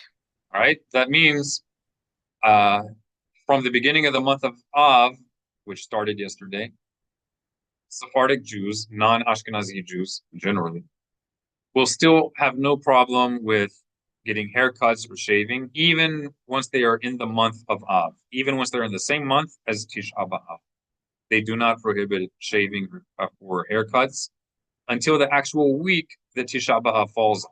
So if Tisha B'Av falls on a Monday, then that week of this sort of prohibition of shaving and haircuts would only be 2 days. It would be Sunday and Monday. If Tisha B'Av falls on a Sunday, then it would only be the day of Tisha B'Av itself. You guys follow? Any questions up to this point?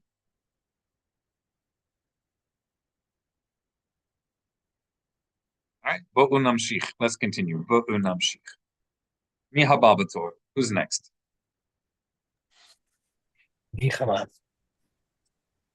I don't know if I said it right, but All must refrain from meat and wine from after Rosh Chodesh Av until after Tish B'Av. Some permit meat on Rosh Chodesh itself. Grape juice and certain distilled spirits may be consumed. Fish is always allowed. All right. Mi haba.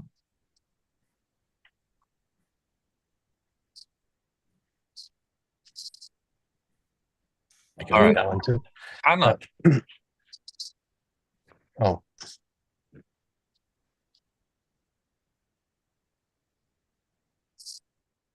Or is Emmanuel, okay, I can read, Miha Ba'a. Other morning customs, no music with instruments, singing without accompaniment is allowed. No Shekinah on new fruits after Rosh. All right. Shehehiyanu. That's a blessing we say Oh, when sorry, we. Shehacheyanu. Yeah, Sorry. that's the blessing we say that when we do something really special or that Yes. makes us really happy. Yes, no Shehacheyanu on new fruits after Rosh Chodesh Av. Home improvement and laundering restrictions mirror the 9 days, but only during the 9 days proper. So again, as we mentioned earlier, in contrast to mainstream Ashkenazi practice, most Sephardim do not have these prohibitions until the beginning of the month of Av itself. So it's a total of maximum 9 days of these sorts of prohibitions. Whereas with Ashkenazim, you already have a number of significant restrictions for a total of 3 weeks. That's a lot more than just 9 days. And these are some of the differences that make differences between different types of traditional religious Jews. And these are not differences with regard to how we keep the Torah itself. These are differences in how we, as communities, express essentially the same values. Right? I was about to ask you if there was a difference in the Yemenite. So there we go. Question on the musical accompaniment. Does that Yeah. refer just to instruments or to Yes. listening to recorded music? Excellent question. You will have some variance with that, but in the strictly religious Jewish world, they're not going to make a difference if they're instruments, even if it's recorded. They won't be listening to it. A cappella, they will listen to it if it's just voices. And again, we are talking about how these communities are observing it. We are not talking about what is technically required from the sages of ancient Israel. There is a distinction.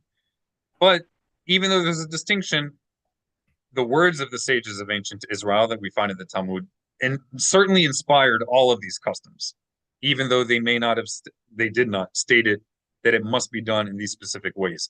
These are just the ways that it's developed in the different Jewish communities of the exiles, of the diaspora. All right, B'chavod, go right ahead with honor. Classical Yemenite practice, closest to plain reading of the words of Hazal, the sages. All right, so for those who not sure what Hazal means, Hazal is a Hebrew acronym that refers to the ancient sages, the ancient teachers of the people of Israel, specifically from the Mishnaic and Talmudic era. Hazal is an acronym for Hachamenu Zichronam Livracha. Our wise men, our sages, their memory be for a blessing. Meat and wine, no communal abstention Or throughout you could the just say 9 days. abstaining. We could just say abstaining. Go ahead. No communal abstaining throughout the 9 days. Meat and wine may be eaten, drunk as usual, except at the Seudah ha-mafseket. Seket, hamafseket. Seket. Odah hamafseket. Ha-mafseket. Final pre-fast meal per the Mishnah. So it sounds like the most lenient That's right. Although it's not lenient It's with not, the words of our, it's actual, right? yeah, it's not lenient with the words of our sages. It's lenient relative to the customs that Practice. developed in other communities. Hmm. And in some ways, it's much more strict because they traditionally observed some restrictions that are explicit in the words of our sages as a consequence of the destruction of the temple. Certain observances that our sages instituted for the entire year. There are practices that our sages instituted to be done or abstained from all the time, which no communities other than the Yemenite community continued to observe into modern times. Maybe some other communities did, but if they did, they are such a small minority that almost nobody knows about them. Or maybe some of them continue to do some of these things that Yemenites also do all year long, but they stopped doing it up into modern times. Maybe they were doing it until 100 years ago. That's often a lot of changes started happening even just 200 years ago. I'm not an expert in that topic, but while they may seem very quote unquote lenient relative to other communities during this specific time period, but with regard to other things throughout the entire year, they are more, I don't even know if we say strict because other communities don't observe those other things at all, generally speaking. Certain customs done in mourning of the temple for the entire year, but that's a different topic. Right. Continuing. Haircuts and shaving generally follow the Sephardic norm, permitted until the week of Tisha B'Av, then prohibited only that week. All right. So if that week, if the days before Tisha B'Av in that particular week of Tisha B'Av is only one day, then it would only be one day of that restriction. If Tisha B'Av is the first day of that week, then it would only be forbidden that one day of Tisha B'Av instead of a full 9 days or 3 weeks. Mihaba. What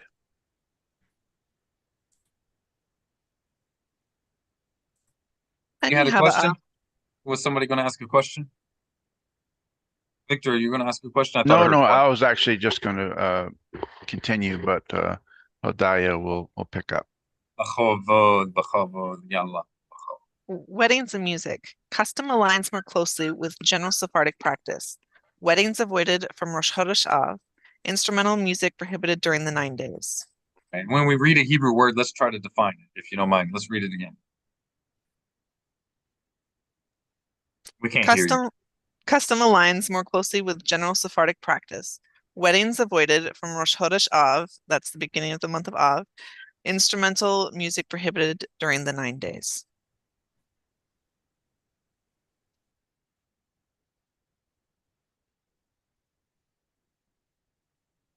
Mihaba Bator. Anna, would you like to read? Okay, other customs, do not intensify mourning until the 9 days. No widespread washing or laundering restrictions until after the Seudat Se'udat ha-mafseket. Amaf which is, that's the meal. That's right. It's that last meal right before the fast. The last meal right before the fast of Tisha B'Av begins. Does anybody have any questions about this before we move on? If there's one thing we can take away is this. If a person wants to keep Torah, wants to associate with the people of Israel, or is a member of the people of Israel, but doesn't come from a very strong background of Torah observance, if you feel that some of the mainstream Orthodox practices of the Ashkenazi world is a little bit too much for you, or maybe you feel like it shouldn't be too much, but it just really is too much for my spouse or my kids, and it's kind of, you're seeing that you're doing these things maybe discouraging them because they feel like, oh, if I want to keep Torah, I'm going to have to wear smelly clothes as well for over a week, or anything else. If you feel like maybe that's too much, one should not feel like they are not keeping Torah because some of these things may be a little difficult for them. Rather, they should recognize that even among classically Torah observant Jewish communities all around the world, there has been some diversity. And as we're going to see, the words of our ancient sages themselves are much more limited in scope than the popular practice in the Ashkenazi Orthodox world. And I think also for our Ashkenazi brothers and sisters in the Orthodox establishment, they should pause and ask themselves for a moment if those practices are too much, even for the majority of Ashkenazi Jews. Maybe they who are comfortable with those practices should continue in those practices, but without looking down on other Ashkenazi Jews who struggle to do such things for 3 weeks. And that, my friends, is something like 90% of Ashkenazi Jews do not do what we just read about Ashkenazi Judaism. That is overwhelming majority of Ashkenazi Jews. And although we're not endorsing any particular non-classical Jewish movements or movements that use the term Jewish, though not representing classical Judaism of any form, but we have to ask ourselves, how did those movements come to be? What spurred them? If we look at the impression that our sages got, which they reiterated again and again regarding the destruction of the temple, baseless hatred toward our brothers, toward our fellow man. I think we should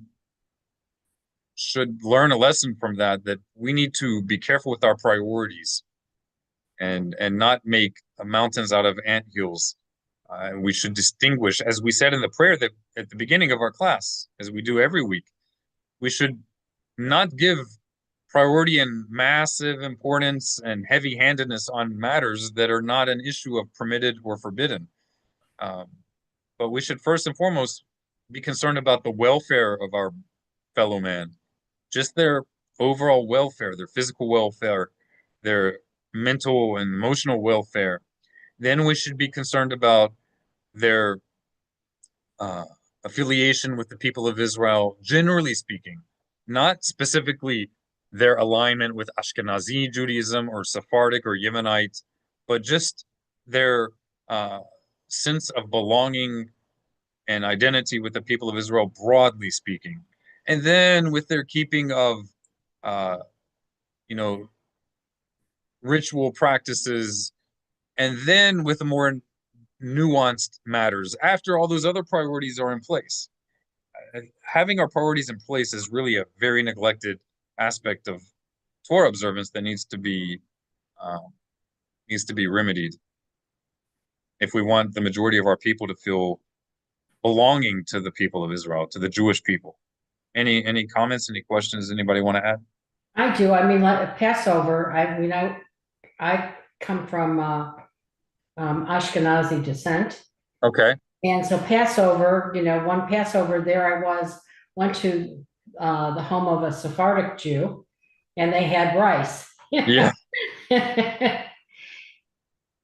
But I ate it because I didn't want to be rude to my host. Of course.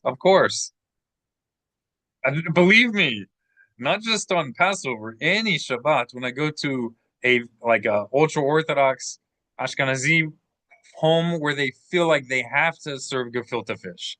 I'm honestly convinced that some of them don't even really like gefilte fish, but they think they have to. Because I notice every single time I go, they always have gefilte fish. I'm not a big fan, but I don't say anything. And I try to eat at least one of those gefilte fishes. Oh man.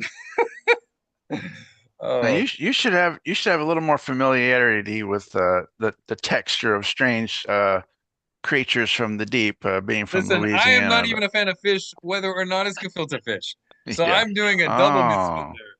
I am Oh, not a fish. don't feel bad. My mother, I don't like gefilte fish.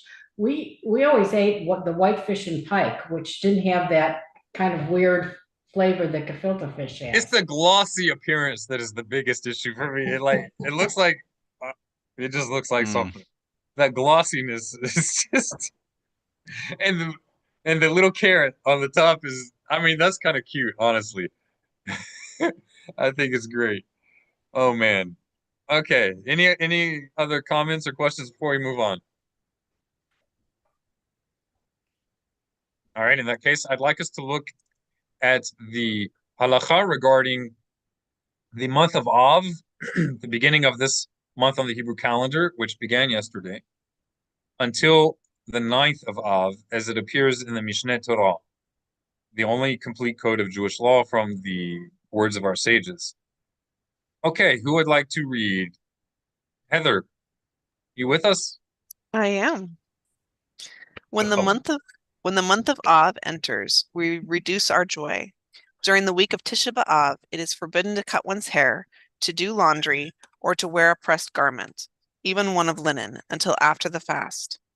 It has already been accepted as a Jewish custom not to eat meat or enter a bathhouse during this week until after the fast.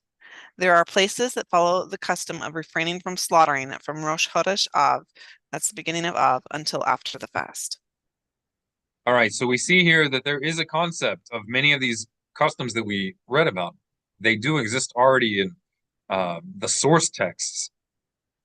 Even doing laundry or wearing pressed garment, but notice it doesn't say a prohibition regarding wearing something clean, but rather the doing from that point on, doing laundry. So it's like ultra fresh. Not just that it's clean, but ultra fresh. Or wearing pressed garments, right? And from when does this begin in the source text? From the week of Tisha B'Av, from the week itself, not even from the month of Av itself, but from that week that it falls on. From the month of Av itself, it kind of leaves it vague. We reduce our joy, but it doesn't go into detail how. Some people say that we reduce it in the ways that are mentioned a few chapters before, not in this context. And it could be. That's debatable, and it has been debated in classical Jewish, um, what do you call it, responsa literature.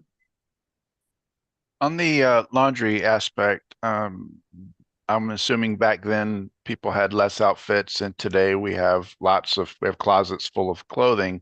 And they were also used to much stronger smells than we are today. So it wasn't as big of a deal as it would be today to not be wearing fresh garments. That's just a fact. People were not as clean as we are today. Yeah. But I mean, if I don't wash clothing that during the week to wear, but I go grab something out of the closet that Right. was washed a week before, Yeah. is there an issue? No. Yeah.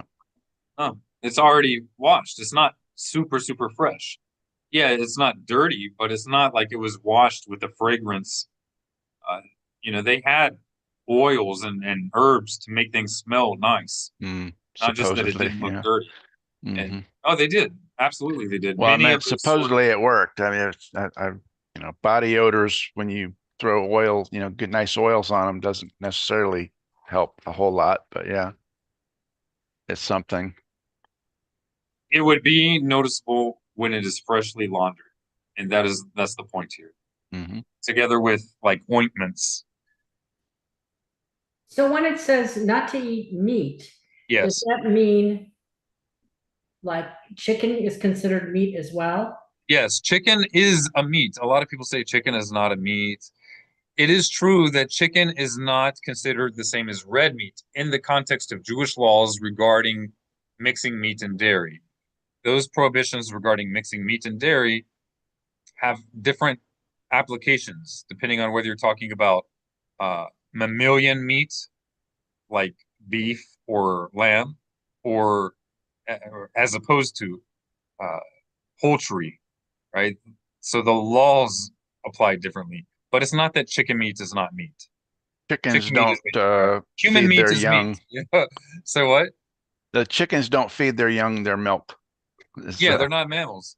Right. And so the Torah prohibition, in classical Jewish understanding, the Torah prohibition of eating meat with dairy only applies to bovine meats or to like lamb. These are mammalian type meats.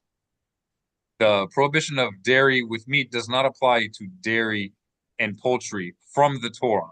That is the Right. mainstream, that's the consensus understanding. There is an opinion that it does in the Talmud. No community holds this forbidden from the Torah to eat But they dairy and don't, poultry. They but they consider it don't eat it. rabbinically prohibited. That's right. Right. They treat it that way. So fish would be allowed though. Absolutely. Okay. Ashkenazim regularly eat fish with dairy. No concern about that at all. No, not Sephardic with Jews, dairy, but with during this time. oh, yeah, but this is also is talking about a custom. This is not that is mandated by the Supreme Council of the people of Israel, the Great Sanhedrin. That means there's no Torah violation, nor even a violation of the instruction of our ancient sages who served on the Great Sanhedrin. But rather, this is a custom that developed relatively early in Jewish history, but not a direct instruction from our sages. Right? And even this was talking about the week of the fast, not from the beginning of the month, but from the week. This is the widespread Jewish practice in the Middle Ages that Maimonides, one of the greatest scholars of the Talmud since the time of the Talmud itself, he didn't even know about what we have today, what is the widespread practice today. He didn't even know about it. It didn't, apparently, it may not have even existed at the time. I don't know. If it did, it wasn't pervasive as it is today. Customs do change over time, and sometimes they change dramatically. Sometimes they forbid what is permitted. In this case, it's not actually forbidden, even if this is the practice. Meaning we should not make this a stumbling block for somebody who struggles with, might be offended by it or struggles with it, whatever. It's not a big deal. But in the same vein, sometimes customs permit things that are forbidden. And it's not necessarily intentional, but maybe due to ignorance or something beyond the control of the community, such as prostrating in daily Jewish prayer. Nobody ever said, there's no like universal edict among the Jewish people saying, thou shalt no longer prostrate in the way that we find throughout the Torah and in the ways that the ancient sages of the Talmud explicitly directed us to. Nobody said, no universally recognized authority said, we now have to stop prostrating in prayer. Rather, what happened was circumstantial changes that happened in the Jewish community that, for practical reasons, led to the abandonment of prostration in daily Jewish prayer, such as Christian or Muslim oppressive governments forbidding Jews from building larger synagogues in different eras of Jewish history, or they could build it, but only with their permission. And if they felt the Jewish community was too big, they might require the synagogue stay a certain size. And then things, it's just too crowded. Things fade into history. So this is what we're looking at here is a example of restricting things that are technically permitted. Okay. Who would like to read?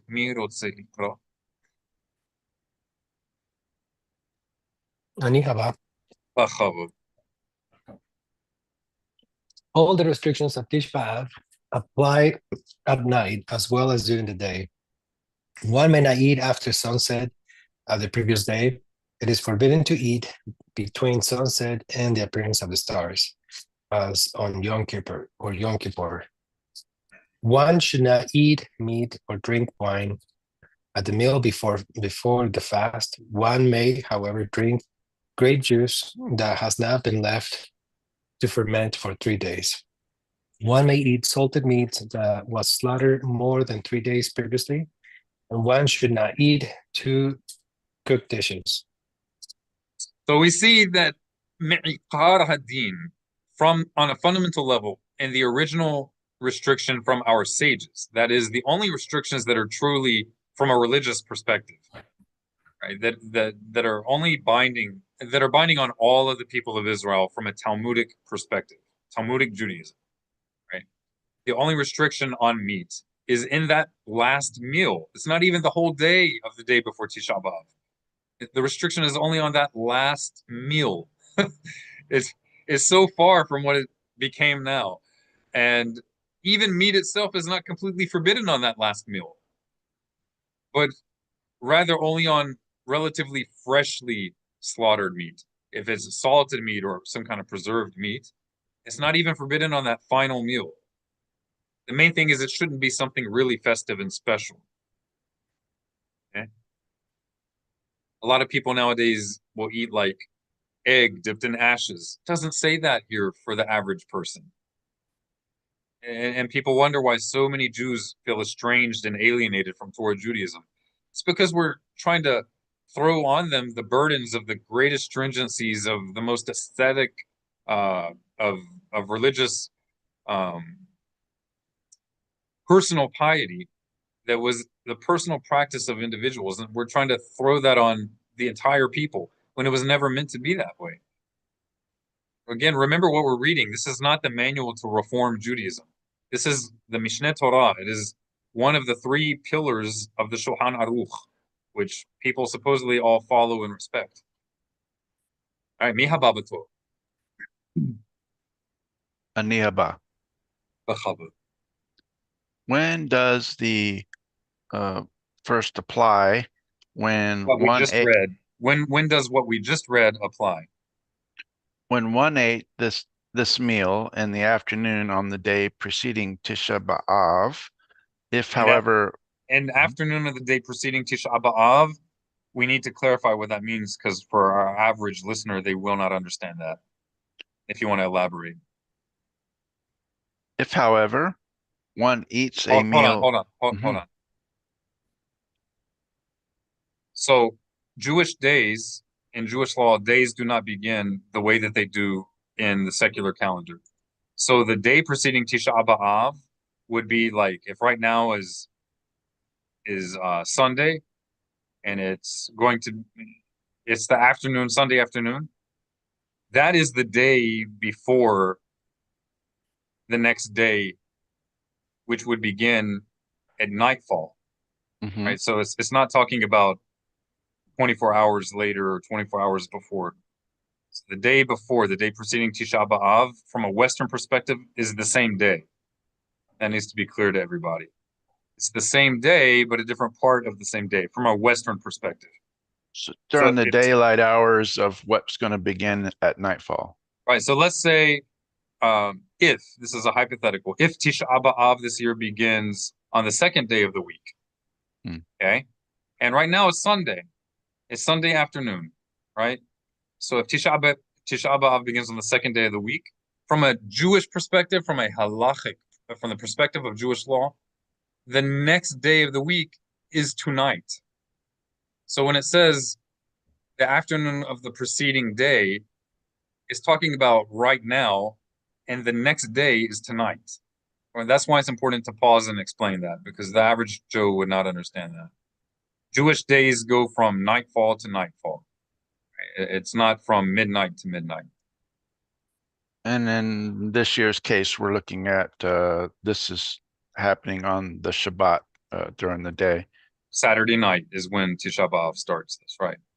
Right. Let's go back and I want to have you read this and then through here now in a continual flow. Now that people understand the flow of the days. All the restrictions of Tisha B'Av apply at night as well as during the day. One may not eat after sunset of the previous day. It is forbidden to eat between sunset and the appearance of the stars, as on Yom Kippur. One should not eat meat or drink wine at the meal before the fast. One may, however, drink grape juice that has not been left to ferment for 3 days. One may eat salted meat that was slaughtered more than 3 days previously. One should not eat 2 cooked dishes, which I believe means a very simple meal. One cooked dish, or one cooked dish, I think is what we're talking about, not several items. When does the above apply? When one ate this meal in the afternoon of the day preceding the Tisha B'Av. If, however, one eats a meal before noon, although this is the last meal one eats before the fast, one may eat all that one desires. When the day before Tisha B'Av falls on the Sabbath, one may eat and drink to the full extent of one's needs, and one may serve even a meal resembling Solomon's feast at one's table. All right, so don't worry about it this year. It's Shabbat. Mhm. Yes. Similarly, when Tisha B'Av falls on the Sabbath, one need not withhold anything at all. Okay, now we're going to get into where some of the more extreme customs originate from, and you will note the distinction, whereas the source text refers to these practices being the practice of unique individuals. Nowadays, they're thrown onto the average Joe, and if you don't do them, you're viewed as somehow less serious. But we will see here that that is not the historical Jewish perspective. That is a warping of classical Judaism. Who would like to read?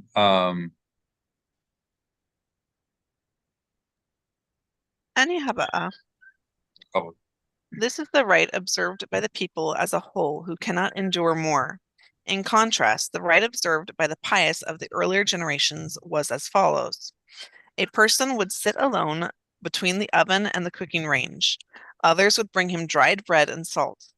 He would dip it in water and drink a pitcher of water while worried, forlorn, and in tears, as one whose dead was lying before him. The scholars should act in this or a similar manner. We never ate cooked food, even lentils, on the day before Tisha B'Av, except on the Shabbat. all right. Now, is he saying that if somebody eats lentils on the day before Tisha B'Av, that they're a less observant Jew? Is he saying No. that for everybody? Who is he talking about what should be taught and demanded from the mainstream community? No, All right, who is he referring to? only those that are particularly pious. That's right. That's right. And the esteemed scholars of the people of Israel. And that's great if somebody wants to aspire to that or take that upon themselves. But it is foolish to think that if the the congregations, the local communities and the congregations that were learning from the ancient sages of Israel, we are foolish to think that if our sages thought that their congregations should not be required to do these things, we're foolish to think that Jewish communities today, generally speaking, should be demanded to do these things and treated as if they're not really very Torah observant if they don't do it. It's kind of ridiculous, frankly, and foolish. Very, very foolish. Okay. Let's see. Oh, sorry. I'm all over the place. I clicked on everything but what I wanted to click on. All right. Mihaba. Mi haba'a. Chava. Pregnant women and those who are nursing must complete their fasts on Tisha B'Av. On this day, it is forbidden to wash in either hot or cold water. It is even forbidden to place one's finger in water. Similarly, anointing oneself for the sake of pleasure, wearing shoes, and sexual relations are forbidden, as on Yom Kippur. Can you scroll? Sure. In places where it is customary to do work, one may work. In places where it is not customary to work, one should not. Torah scholars everywhere should remain idle on this day. Our sages said, whoever performs work on this day will never see a sign of blessing forever. All right. Any questions about this? How does this apply to like ritual washing before prayer? Excellent. So I have not gone through all of the different commentaries on the Rambam on Maimonides, but from what I've seen and heard, it seems to be that many believe he's saying, even in a ritual context, But there are those who say he doesn't mean even in a ritual context. Although I haven't read the writings of the Rambam's son, Rabbeinu Avraham ben Rambam, although I haven't read his writings in the original Judeo-Arabic, I have read Hebrew translations of them. And it seems that, well, he says quite clearly that his father understood this even in the ritual sense. So Rambam didn't say that explicitly here, but I'm going to go with how his son understood his father. Maybe he was wrong because I don't know how much access he might have assumed his father held this way because of his own understanding of the text. I don't know, but that was even the opinion of the son of Maimonides, that he meant even in a ritual washing, like before prayer, that you should not even dip a finger in water. And he disagreed with it. The son of the Rambam disagreed with it, and he held that his father would have agreed with him. And this is making me remember that it seems in his wording that at the time that he was writing it, he no longer had access to speak with his father. Because he held that if his father had heard these things, which doesn't necessarily mean it's the case, but that's what he wrote. That is, if his father had heard his argument in favor of still washing your hands for ritual purposes, his father would have agreed. And certainly, if you get something foul on your hands, you should wash your hands. Absolutely. You're not permitted to pray if you have, God forbid, like feces or you touched something that's really, really unsanitary for your health. You need to wash your hands. No question about it. No question about it. The mainstream practice nowadays is that you do wash your hands for ritual purposes. So they actually agree with the son of the Rambam on that. That's the mainstream practice among Ashkenazim and among Sephardim. If you have any concern regarding sanitation, please wash your hands. Just don't do more than necessary. But this Okay. also referring only to the day of Tisha Absolutely. B'Av, That's right. not Very the important. entire 9 days, right? Sounds like it's only Correct. that one day. That's right. It's very important not to lose sight of that. Thank you very much for mentioning that. Also about shoes, the source texts say don't wear shoes.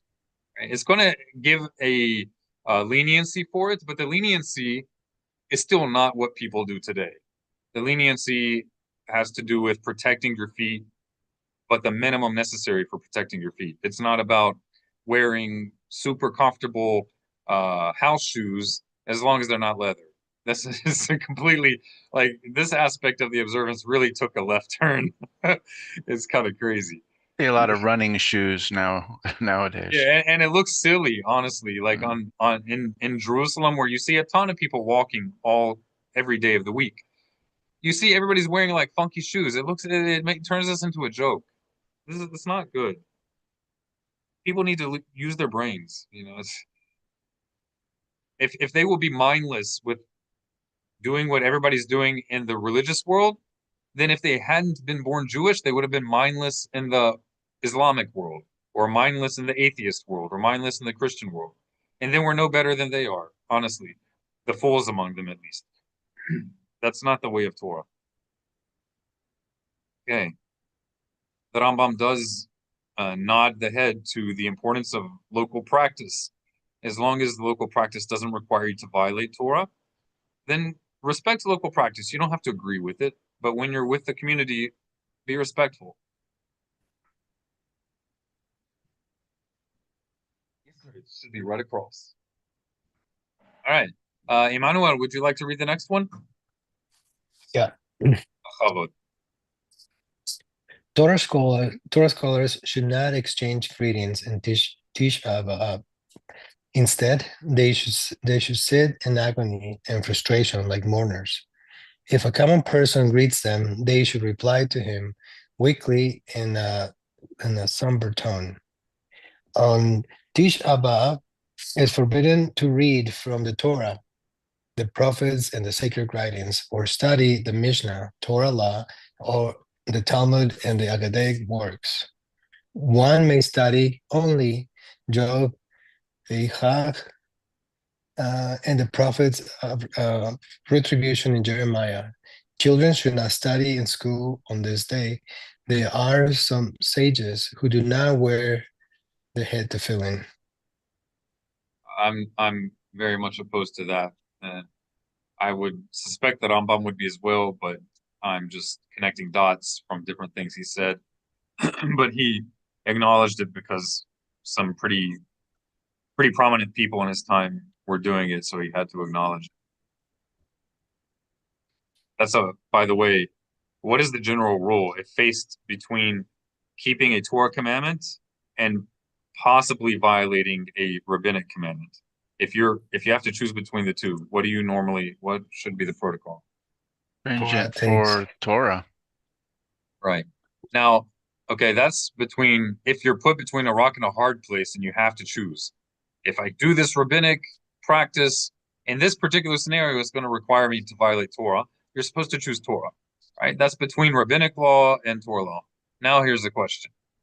Between Torah law and a non-rabbinic local custom or a personal practice, what are you supposed to do? Torah law or the personal practice? Or a lot. God has the ultimate power. That's right. That's right. This really shouldn't even be a question. Okay. Hannah, would you like to read? After the temple was destroyed, the sages of that generation ordained that one should never build a building whose walls are decorated with ornate designs like the palaces of kings. Instead, one should cover the walls of one's home with mortar and paint over them with lime, leaving a space 1 cubit square opposite the doorway that is unpainted. If, however, a person buys a dwelling whose walls have been decorated, it may remain as is. He is not obligated to scrape the designs from the walls. Right. Now, this is actually widely practiced in the religious world in Israel, leaving a cubit by cubit area opposite the entrance, which is unfinished. You can see that commonly there. I don't know if I've ever seen it in the United States. There are a lot of people, though, in the religious Jewish world in the United States that even if, let's say they bought a house, as it says clearly here, if you bought a house and you don't have that place left there from the previous owner unfinished, you don't have to scrape it off. You can leave the decorations or whatever. So a lot of people, even in the U.S., in the religious Jewish world, if they buy a house and the place isn't there, they don't scrape it off. But what they will often do is like put a picture, a painting there or something that reminds them of Jerusalem, or that verse in Hebrew letters in like a metallic Hebrew letters is really pretty. It's not a painting. It's like I don't know how you say it. It's like a fixture, an artistic fixture of the Hebrew letters in a pretty way that says, "If I should forget you, O Jerusalem, let my right hand forget its skill."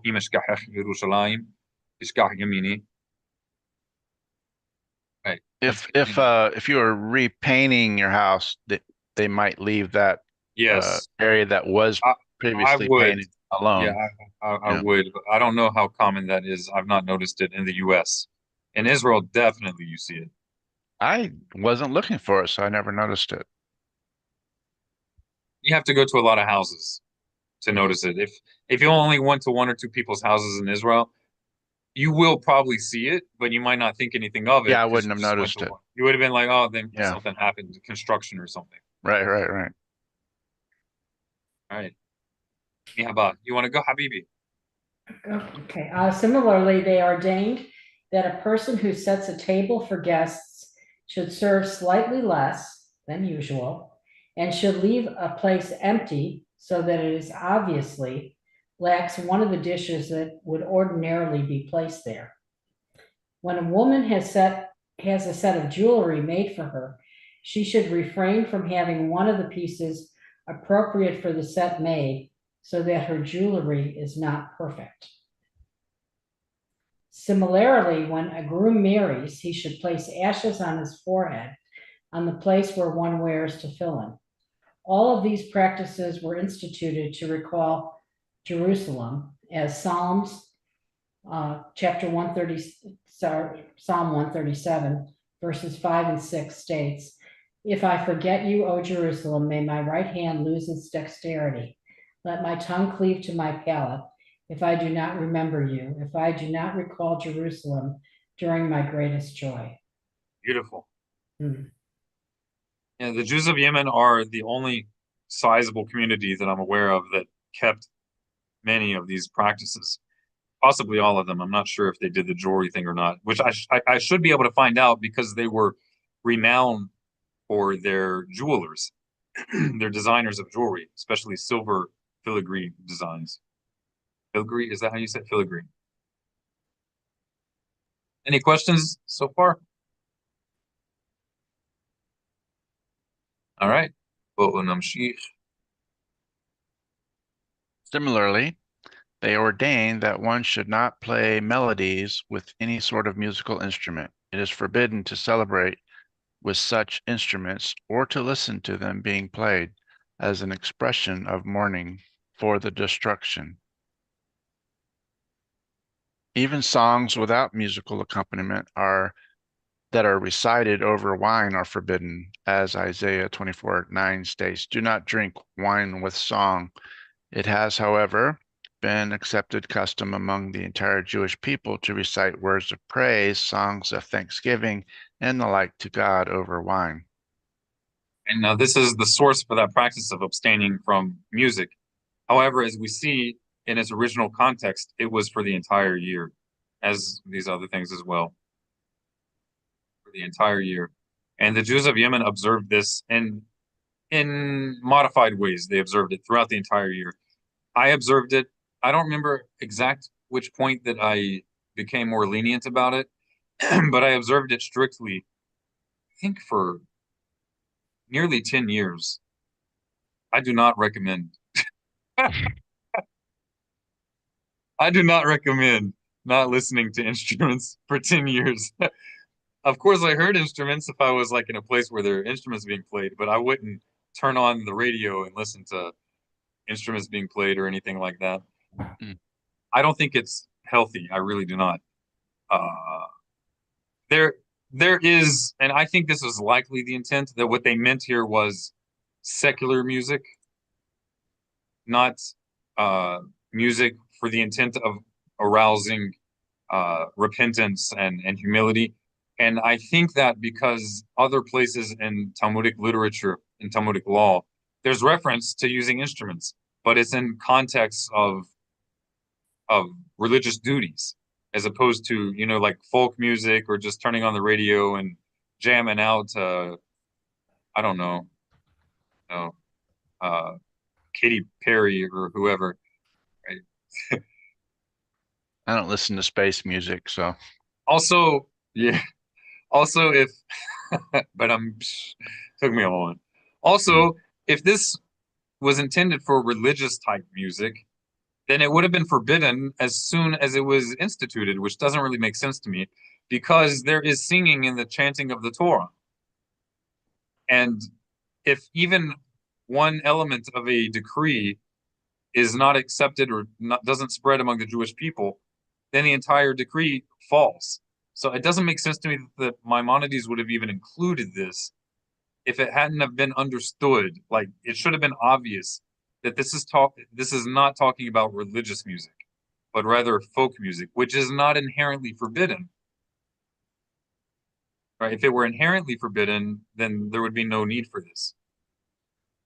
I also think that our sages did not imagine, I would hope that they wouldn't imagine, that we would have gone 2,000 years without the temple. It didn't have to be that way. It didn't have to be 2,000 years without the temple. So this could have been something that spurs us, and it only makes sense to me that these observances were intended to spur us to repent as a nation and have the temple rebuilt so that we don't have to do these things anymore. They were not intended to be realities that are just accepted as permanent realities. That was not the intent. And perhaps the funniest and most glorious irony of it all is that Islam, which is now in dishonest denial of the existence of the ancient temple in Jerusalem, despite their early Islamic literature referring to it copious times, Islam is well known for its prohibition of musical instruments, which, you know, together with their concluding prayer by saying Assalamu alaikum wa rahmatullahi wa وبركاته. السلام عليكم ورحمة الله وبركاته. Together with that, and many other things that are just uncannily similar to Judaism, it's gloriously ironic that one of their most famous observances in the strict Islamic world, that is not listening to instruments, is probably inherited from Jews as an act of mourning for the temple. It's hilarious. I'm telling you, like, it's almost certainly what it's coming from. It's so freaking funny. Oh man. Truth is stranger than fiction. Okay. Well, yeah, would you like to read? We're about to wrap it up. Yes. Afterwards, they ordained that grooms should not wear crowns at all, nor should they wear any diadems at all, as implied by Ezekiel 21, verse 31. Remove the mitre and lift up the crown. Similarly, they ordained that brides should not wear crowns of silver or gold. A garland made from twisted cord is, however, permitted for a bride.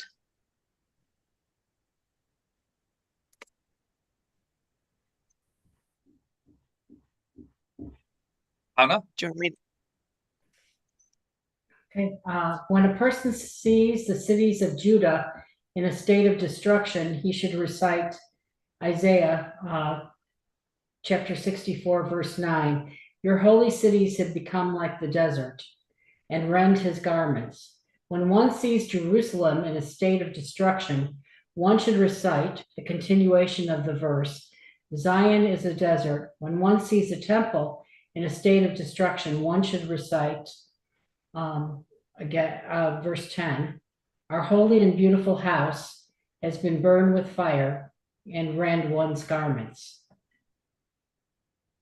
From which point is one obligated to rend one's garments?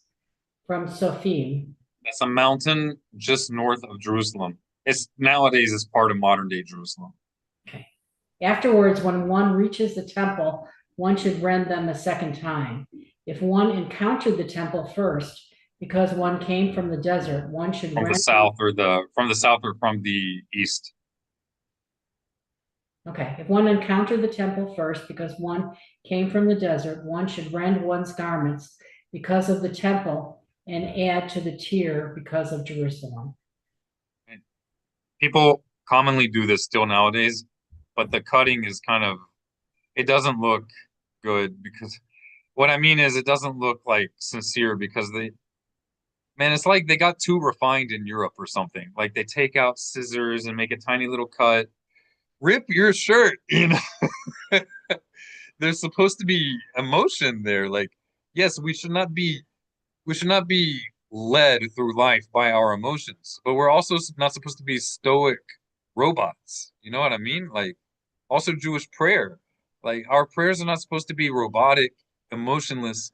We're not supposed to be led by emotion, but we're also not supposed to be in denial of emotion. God created us with emotion. You know, and that's another serious thing that needs to be metukan, that needs to be corrected, repaired in the Jewish people. It's we should not expect that people are going to want to return to Torah if Torah seems like a dry, half-dead, eternally somber mourning ritual. You know what I'm saying?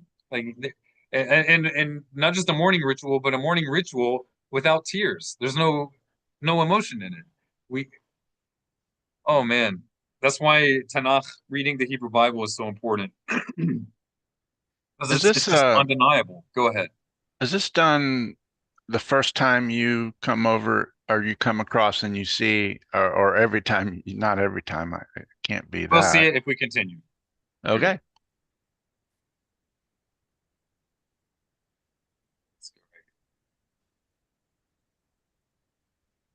Did I read? Yeah, you read that. Okay. You want to read this, Victor? Ken.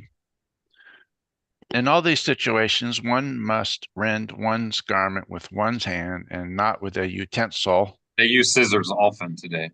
Yeah. Well, I mean, I can only see the toughness of some materials being too difficult to start, but there are ways to do it that are not Yeah. very complicated. hmm The less. real problem is not the difficulty. The real problem is that people do not learn Jewish law from the source text. They do things just by looking at what everybody else is doing. That's the real problem. While standing, the person should rend all the garments he is wearing until he reveals his heart. He should never mend these tears at all. He may, however, have them stitched, hemmed, gathered, closed, or sewn with a ladder pattern. Manu, are you with us? Yeah. The following rules apply when a person comes to Jerusalem frequently in his travels. If he comes within 30 days after his last visit, he is not required to rend his garment. If he comes after 30 days, he is. There's the answer. I have a question about how modesty plays into this. Oh 'cause yeah, it definitely. seems to me that if you rend your garment enough to expose your heart, that would be Immodest. potentially indecent. Yes, yeah, absolutely. Well, with women particularly, you mean, yes? Yes. Yeah, so if a woman is in front of a man, absolutely not. Of course not. If the woman oh, and this is another thing and another reality that is perhaps uncomfortable, but it's just what it was. Women historically did not dress even the way most ultra-Orthodox women dress. Historically, they were not careful to cover up to their wrists and cover down to their knees or their ankles. They weren't careful to do that while wearing skin-tight garments. You know, like I've seen women, some women, it's not most, but I've seen some women in Jerusalem who are super strict to have to their wrist, to their ankles, but it's so tight they walk like this, and you can see every little curve and crevice on her body through her super modest clothing. They didn't. I'm sorry, it's just so funny. Like when you're so tight, it looked like a meme. And there were certain women that I would see frequently on the because I lived in the same neighborhood. It was, man, I don't know what they're thinking. But um, women historically dressed more or less the same in public as Jewish scholars would dress. And I say Jewish scholars because for men it wasn't regarded as an obligation to dress that strictly, but for scholars they were expected to dress that strictly. And women, when they were in public marketplace type settings, they would not just cover their hair with like a handkerchief or something, but they had something called a radid, which was a large garment, essentially a talit. It was a talus. It was a cloak. It didn't have to have tzitzit on it, but it could. And it would be worn on top of the head covering, and it would descend down, and it was large. So its purpose wasn't just to cover the hair was already covered. It would descend down and hide the overall form. I know I might make some people upset. I'm not saying you have to do this. I'm just telling you what the reality was. This is also, to be clear, not from Muslim influence. This is in the Mishnah. And there's fairly clear evidence of it in the Torah itself. In the Torah itself. It's not from Islam. Just because other religions and cultures do things doesn't mean it's un-Jewish or forbidden. Sometimes they learn from us, especially in the case of Islam. They took a lot of surface level practices, but then kind of gave it rabies. Sorry for the hyperbole, but I don't know if it's always hyperbole. Anyhow, they would wear over everything a large radid, and when they were in public, they would wrap it around. It says in the Mishnah, in the laws of Shabbat, that the city type Jewish women would wrap it around, and their face would be showing. And it doesn't say it's forbidden. Their face was showing. They didn't have to cover their face. And the women of the desert regions, it would be wrapped around, and only the eye would show, or two eyes or one eye. They would actually do both practices. Some would show one eye, some would show both eyes, but they would cover their face. It's a fact. It's in the Mishnah, long before Islam. But my point is, you had this outer garment. This wasn't the regular garment of her clothing. This was an outer garment that covered everything. So if a woman dressed in this sort of a attire could rip all the way to her heart and still be completely modest walking around in front of everybody.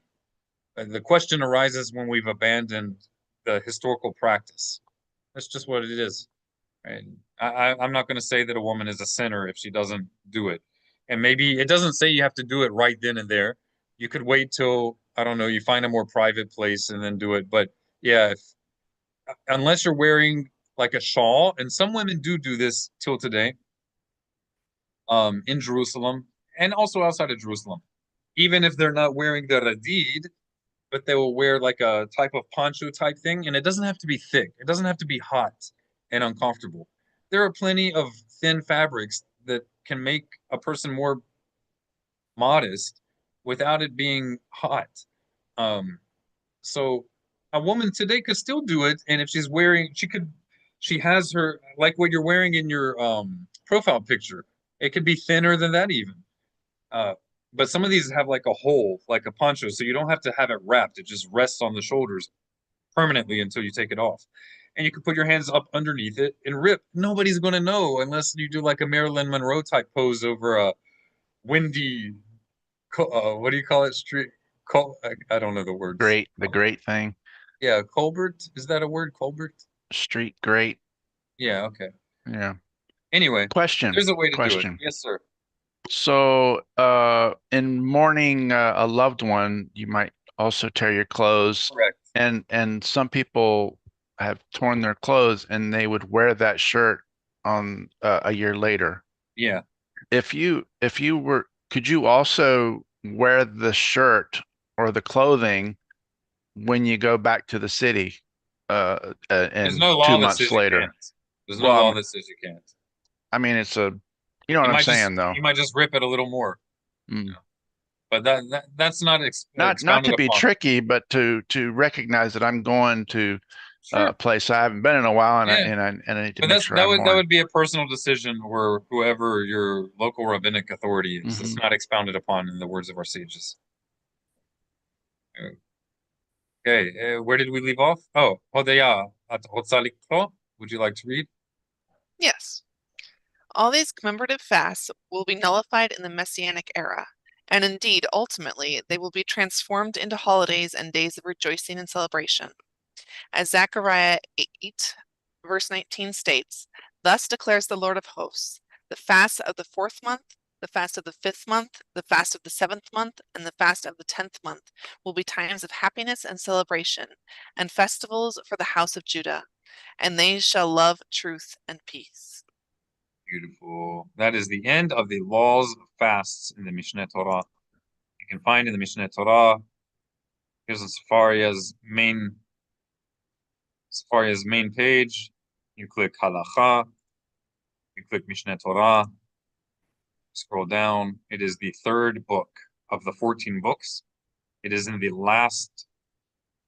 next to last section of the book of fasts. And it is in the 5th chapter. That is the last chapter. So it's easy to find these if you want to review. Very easy to find. Anybody have any questions? There is something else I would like us to read if you guys have time. But if not, we can wrap it up. I would love if we would read it. Arm twisted. Oh, you can go if you don't want to go. No. Don't be I'm offended. kidding. I won't be offended. Mr. God. Let's read it. Yeah. All right. Any questions you before go. we move on? Any questions before we move on? Okay. I'm saying for question days.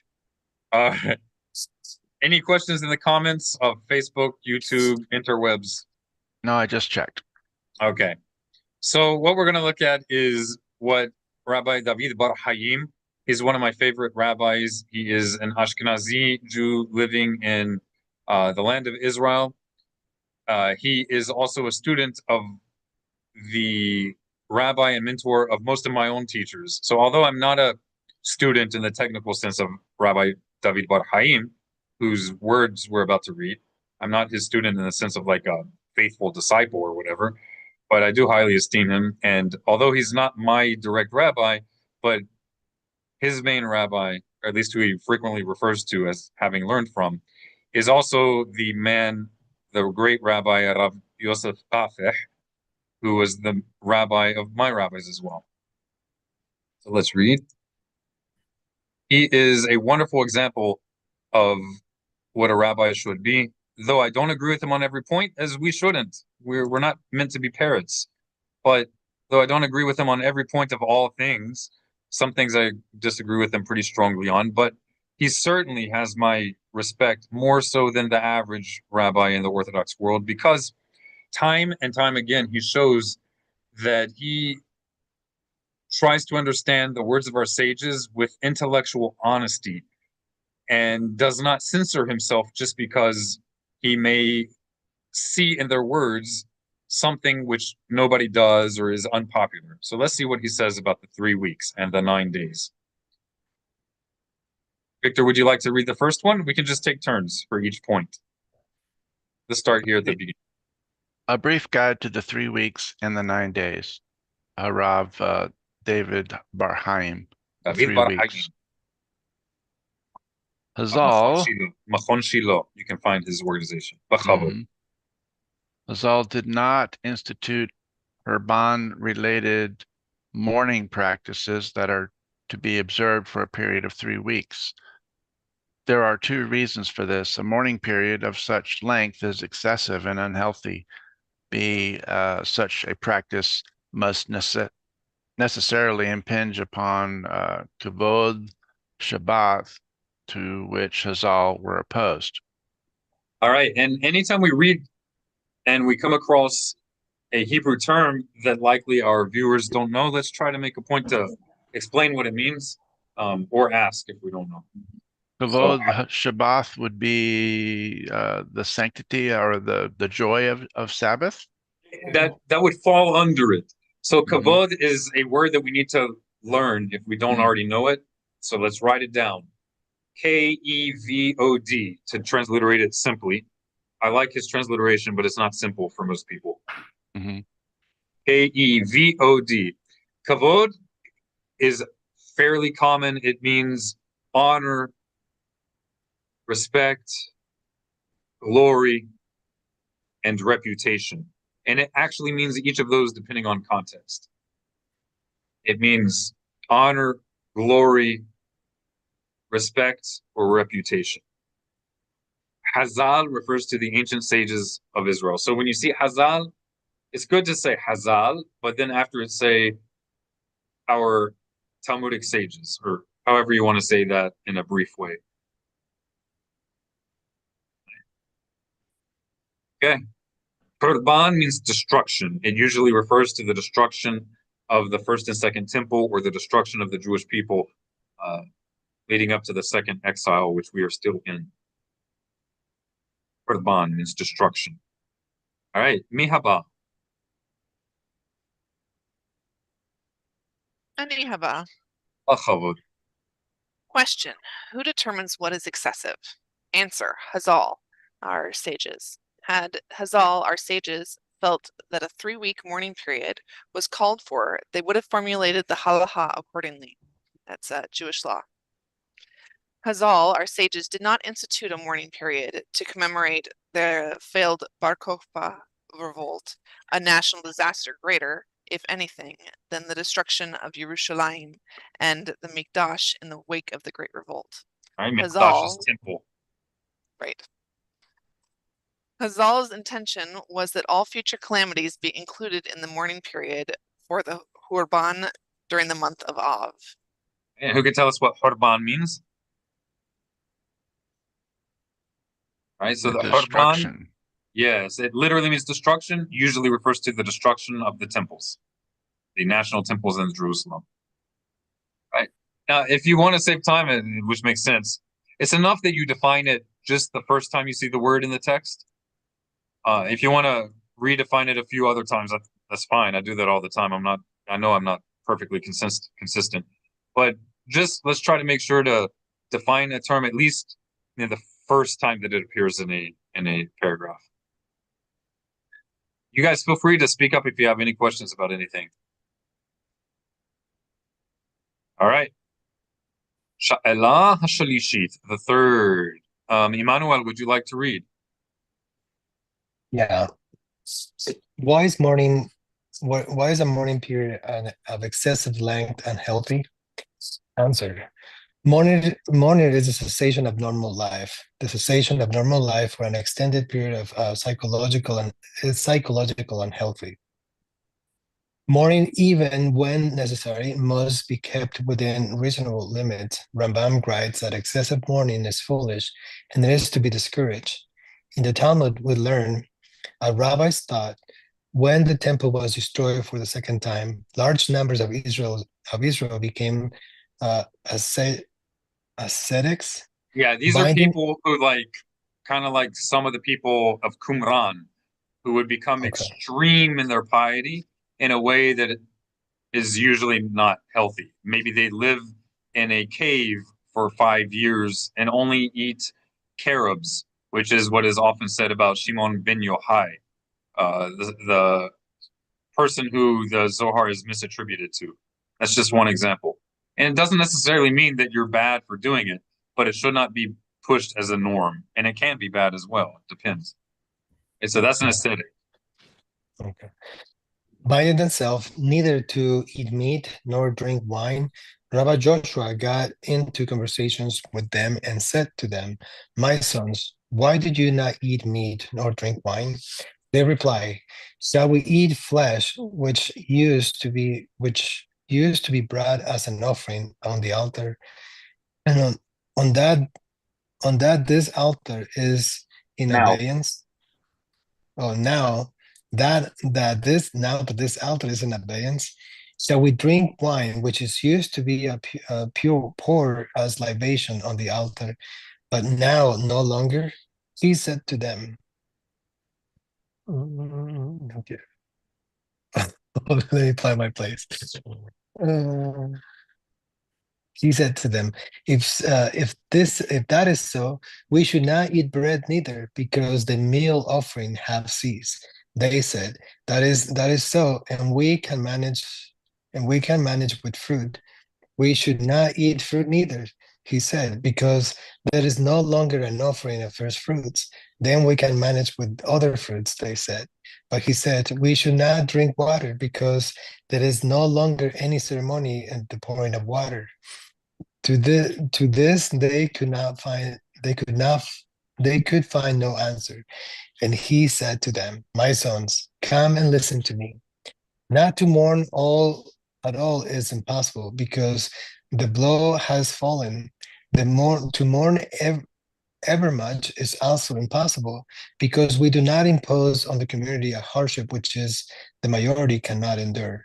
The sages, therefore, have ordained thus: a man may stucco his house, but he should leave a little bare. A man can prepare a full corpse banquet, but he should leave out an item or two." right. This is great. Yeah. And this is a concept that is repeated in Talmudic literature again and again. It is a super important concept that we should always keep at the forefront of our minds, especially leaders of Jewish communities, especially when we're coming toward the time of Tisha B'Av and Yom Kippurim, when as communities we are to repent, especially the ultra-Orthodox community needs to take this to heart and repent regarding it, as well as people in any community if they see that they too are falling in transgression of this clear principle of our sages. If we see that we are imposing on the Jewish people practices which the overwhelming majority cannot bear, and we're talking about non-Torah commandments, let's say customs like eating rice on Passover or not eating rice on Passover. If you don't want to eat rice on Passover, that's great. But there are many people who, for whatever reason, they can't eat bread, they can't eat matzah, and they already don't eat a bunch of other things according to their tradition. Now they can't eat rice. So for many people, it's just too much. You can't be considered a serious member of our community unless you have 2 sinks, 1 meat, 1 dairy, and 5 sets of dishes. This is nonsense. It's not, and there's so many things like this that have created the reality that the overwhelming majority of Jews are not very Torah observant. And it's not because they're evil. It's because certain foolish leaders of the Jewish world have imposed on the community hardships that the majority cannot endure. And other rabbis who maybe see that it's a problem don't offer or are not loud enough in offering other reasonable alternatives, recognizing that a person can be legitimately sincere and informed in their observance of Torah without doing all of these excessive stringencies, most of which our sages never spoke about, probably didn't even know or occur to them. No record, at least. Right. Sha'elah haba'ah. Earlier, we discussed in a congregation the righteous or the more pious rather uh, uh, mourning heavier than everyone else. Right. You know, and I think it's because of this reason as that we just That's right. read is that they're more aware and should be of what they need to do versus the general. Yeah, I was thinking earlier we were reading about these prohibitions, and to me the one that jumped out that most people are going to mess up on is the greeting. Yeah. They're going to greet, it says, "Hey, how you doing?" And you're like, "Hey, I'm mourning." Oh yeah, I forgot. But It'll be that was for the scholars. That's not for the average Joe. right. Okay. That's right. Right. Hannah, would you like to read number 4? Yes, number 4, question. What of the minhag is local customs That's right. Very good. of not cutting hair or beard for 3 weeks? Answer, as is well known, it is a mitzvah. That is mitzvah, a commandment, and closer to Oh, mitzvah. ancient Okay. classical Hebrew pronunciation. Miswa, miswa.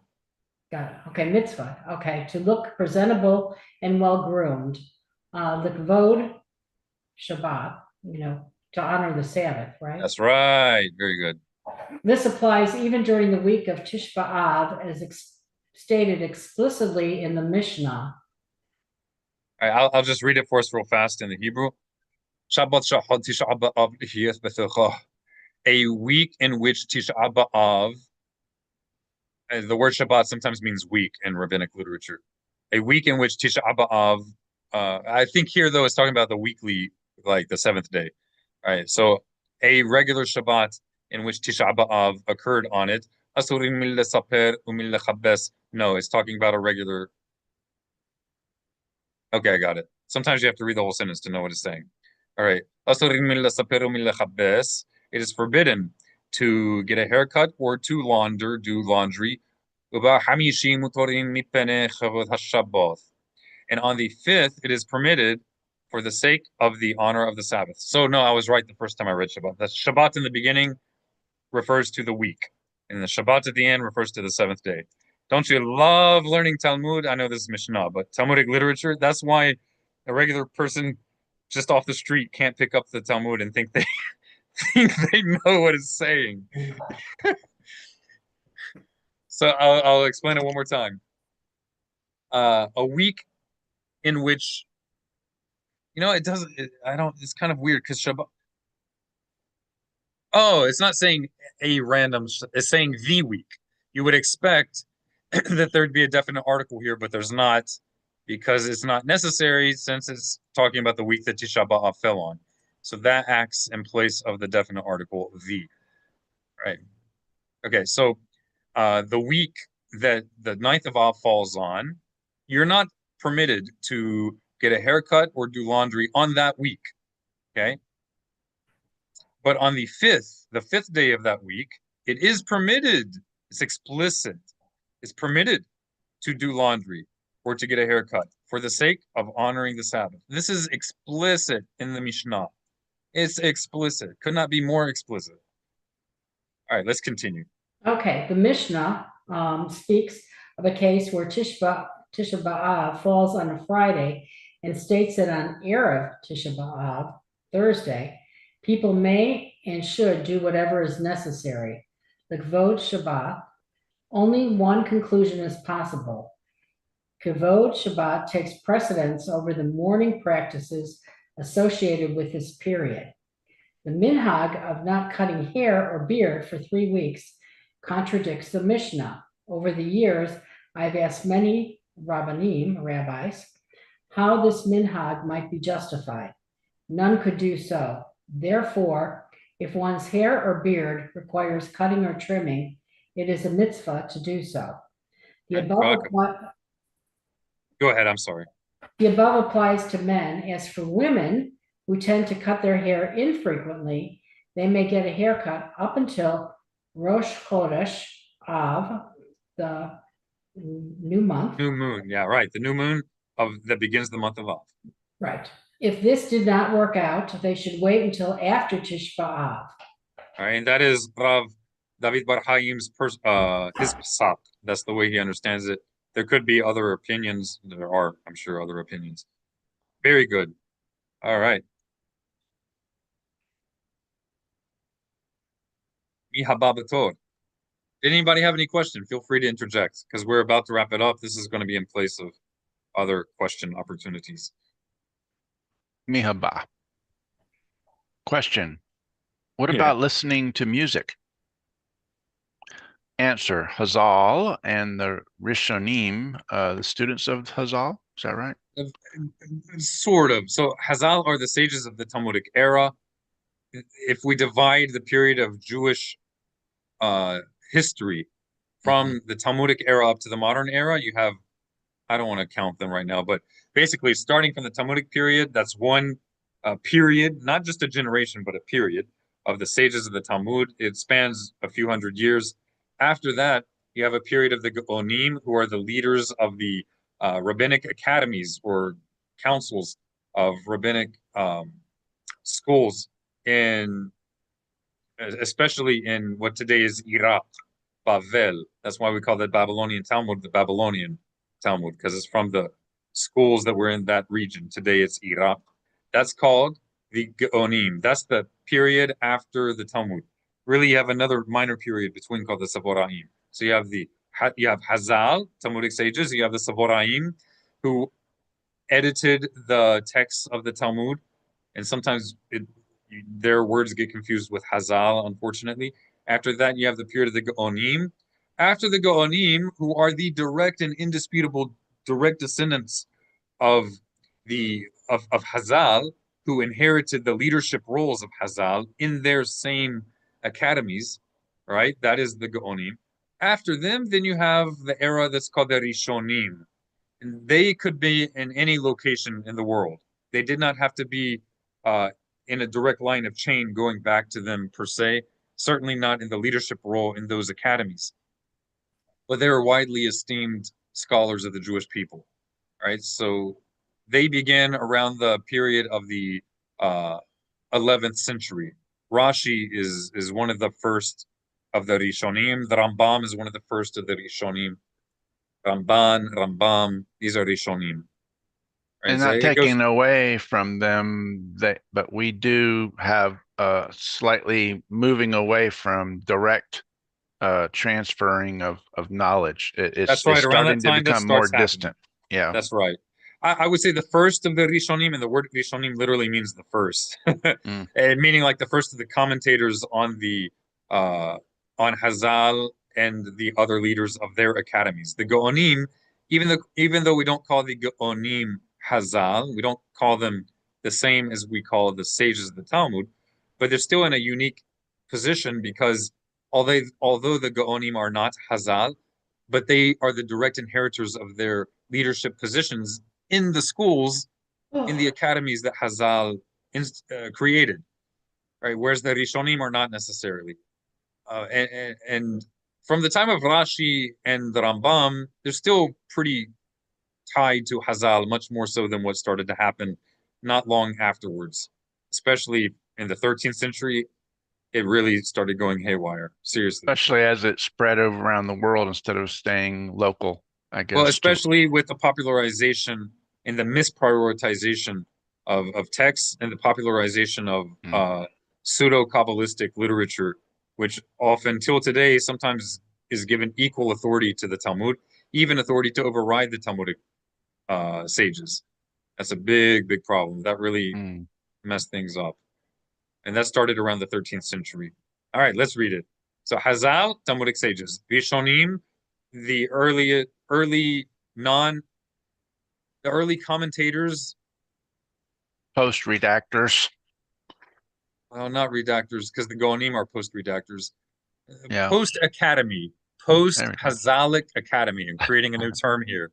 So even though the Goanim were not Hazal, but they served in their academies, the academies of Hazal.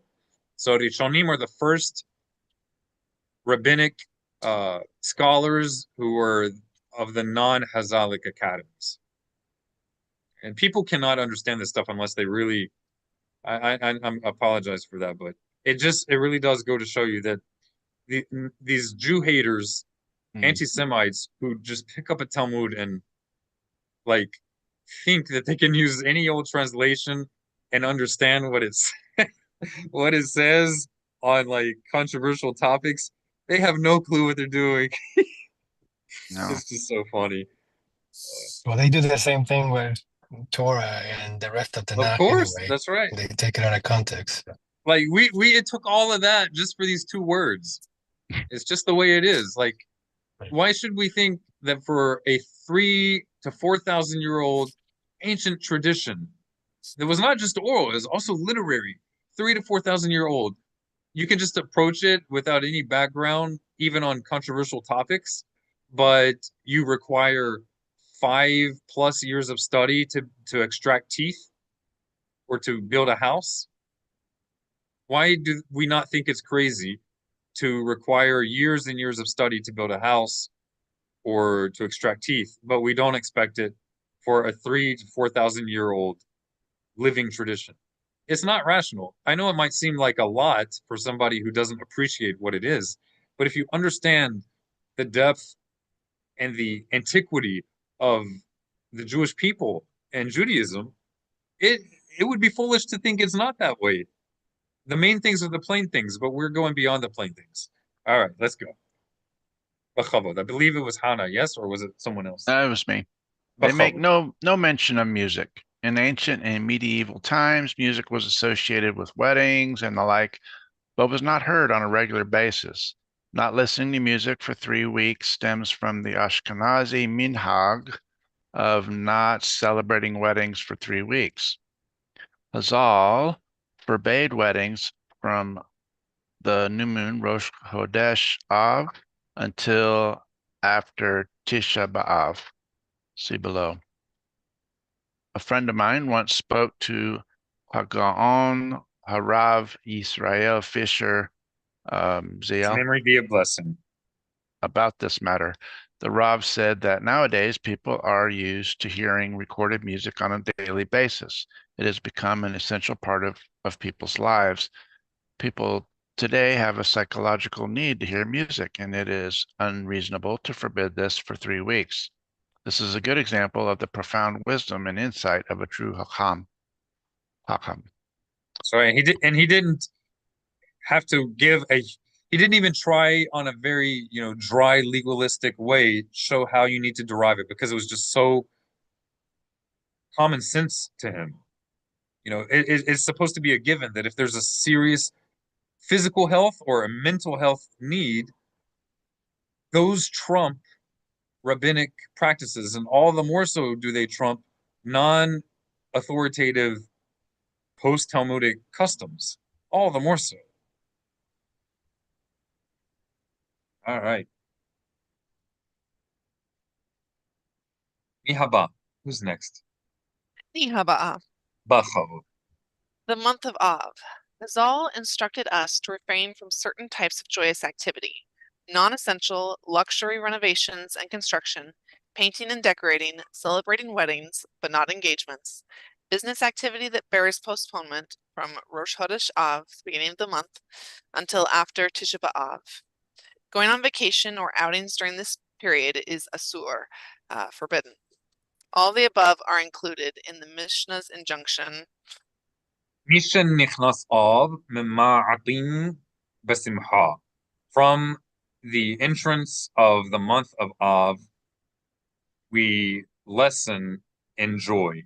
And joy often has a connotation of like weddings and special events like that, as he mentioned. Sha'Allah haba'a. Next question. Emmanuel, tur shalcha.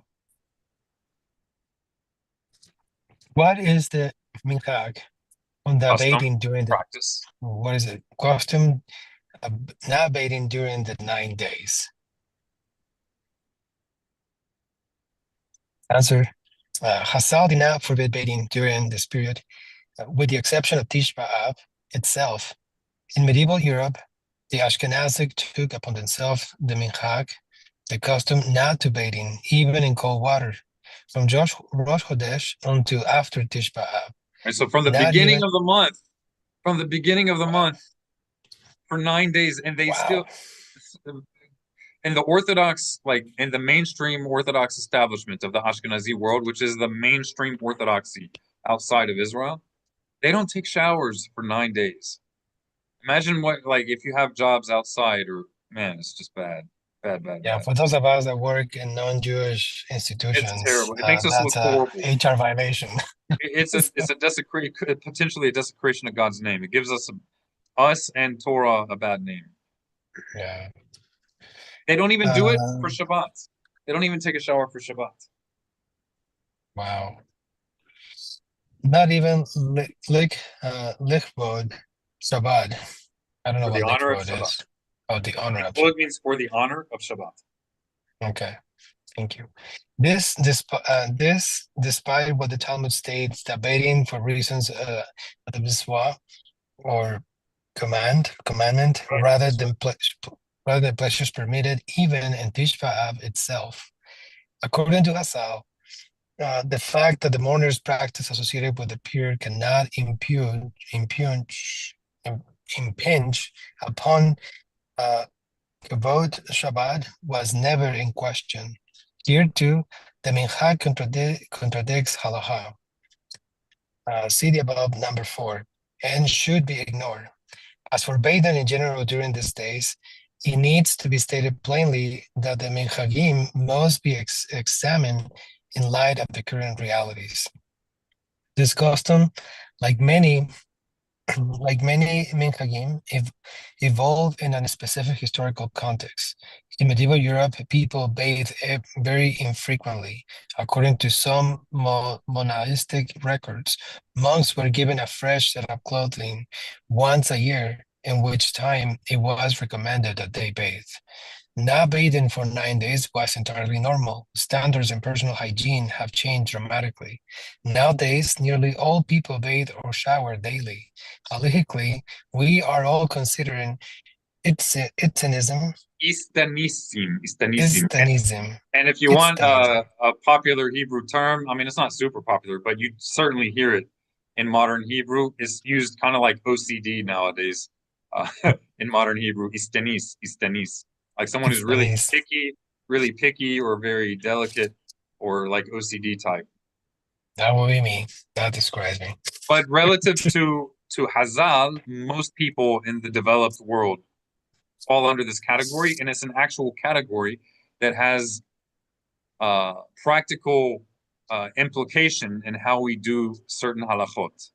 And that's not a modern, retroactive, anachronistic reinterpretation of the words of our sages. Our sages in the Talmud talk about such people, istanisim, and how halacha applies to them uniquely according to their personality. And what he's saying here is that with regard to personal hygiene, all people in the developed world, all the regular people in the developed world, have the status of an istanis with regard to this custom. It's just one other reason why it should not be maintained, the custom of not bathing. We are all considered Istanism, pampered, or delicate, a definition with very real halachic significance. In addition, there is the question of climate. Many of us live in countries such as Israel, where the summers are very much hotter than Central and Northern Europe. Either of these factors alone will be sufficient reason to discontinue the minhag. Taken together, It is unreasonable in the extreme to claim that this minhag should today be considered binding. Yeah, it's horrible, horrible, horrible. Okay. All Nihaba'a. right.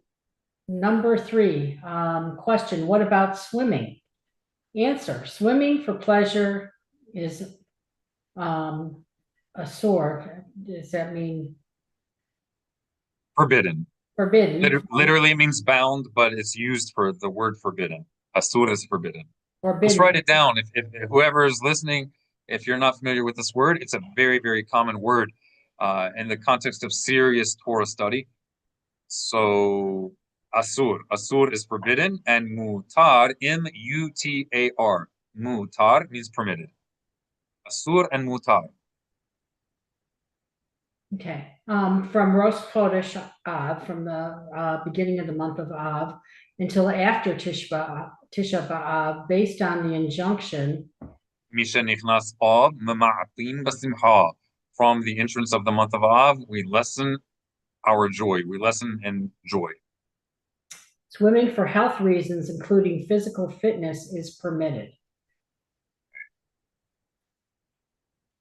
Victor, Ataitano, are you with us?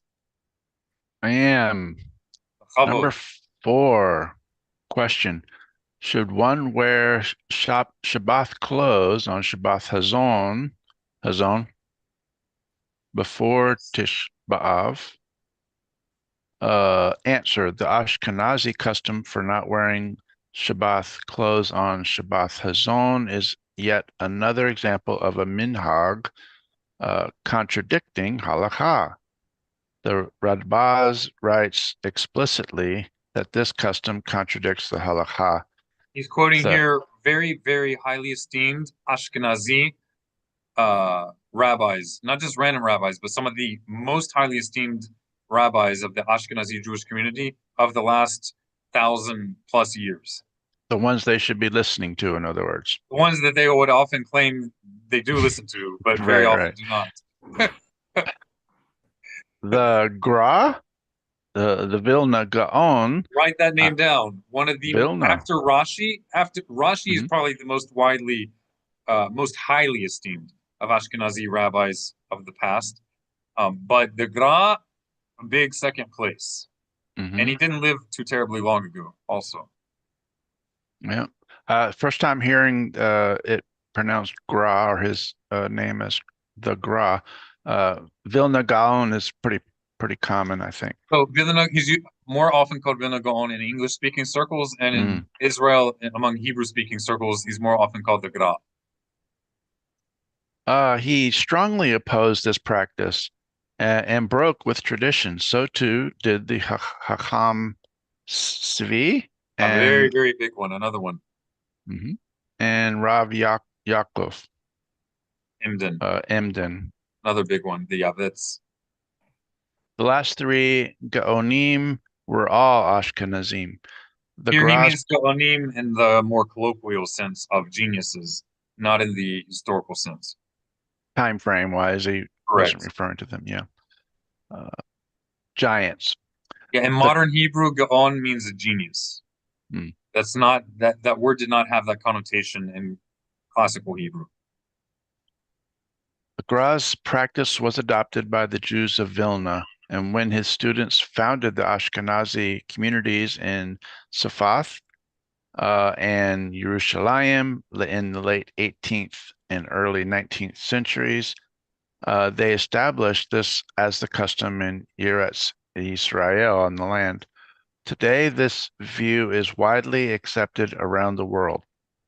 This is an instructive example of the approach that the Gra, the Hacham Svi, and Yaakov Emden halakha, in other words, Torah truth overrides minhag, and when 2 Torah values clash, one takes precedence over the other. This is opposed to attempting to walk between the raindrops. Excellent. Odaya, at Itanu, are you with us? Itanu, with us? Ken. How about you say, Ani itcha, I am with you. Ani itcha, I am with you. Ani itha. כל הכבוד. The week of Tisha B'Av. Question. Is it permissible to do laundry during the week of Tisha B'Av? Answer. The Mishnah and the Talmud forbid laundering and cutting hair and beard during the week of Tisha B'Av until after the fast. The question of whether the Mishnah referred only to laundering and wearing immediately or intended to include laundering in order to wear after Tisha B'Av was debated by the Amoraim. There you go. Those are the sages of the Talmudic era in the Talmudic texts who are not the Mishnaic sages. So the Talmuds contain Mishnaic sages and post-Mishnaic sages. The Amoraim are the period of Torah scholars, Talmudic scholars, who are mentioned in the Talmud, but are after the period of the Mishnah's writing. Right? So they are the ones who are commenting on and expounding upon the teachings of the Mishnah. They're ancient people, ancient rabbis. But they are The post-temple. Go ahead. Bachavod. The conclusion of the Talmud Bavli is that all laundering is prohibited, and this is standard halacha. According to the Talmud Yerushalmi, laundering in order to wear after Tisha B'Av is permitted. Today, doing laundry is simply another chore. It is certainly not a happy event as it was in earlier.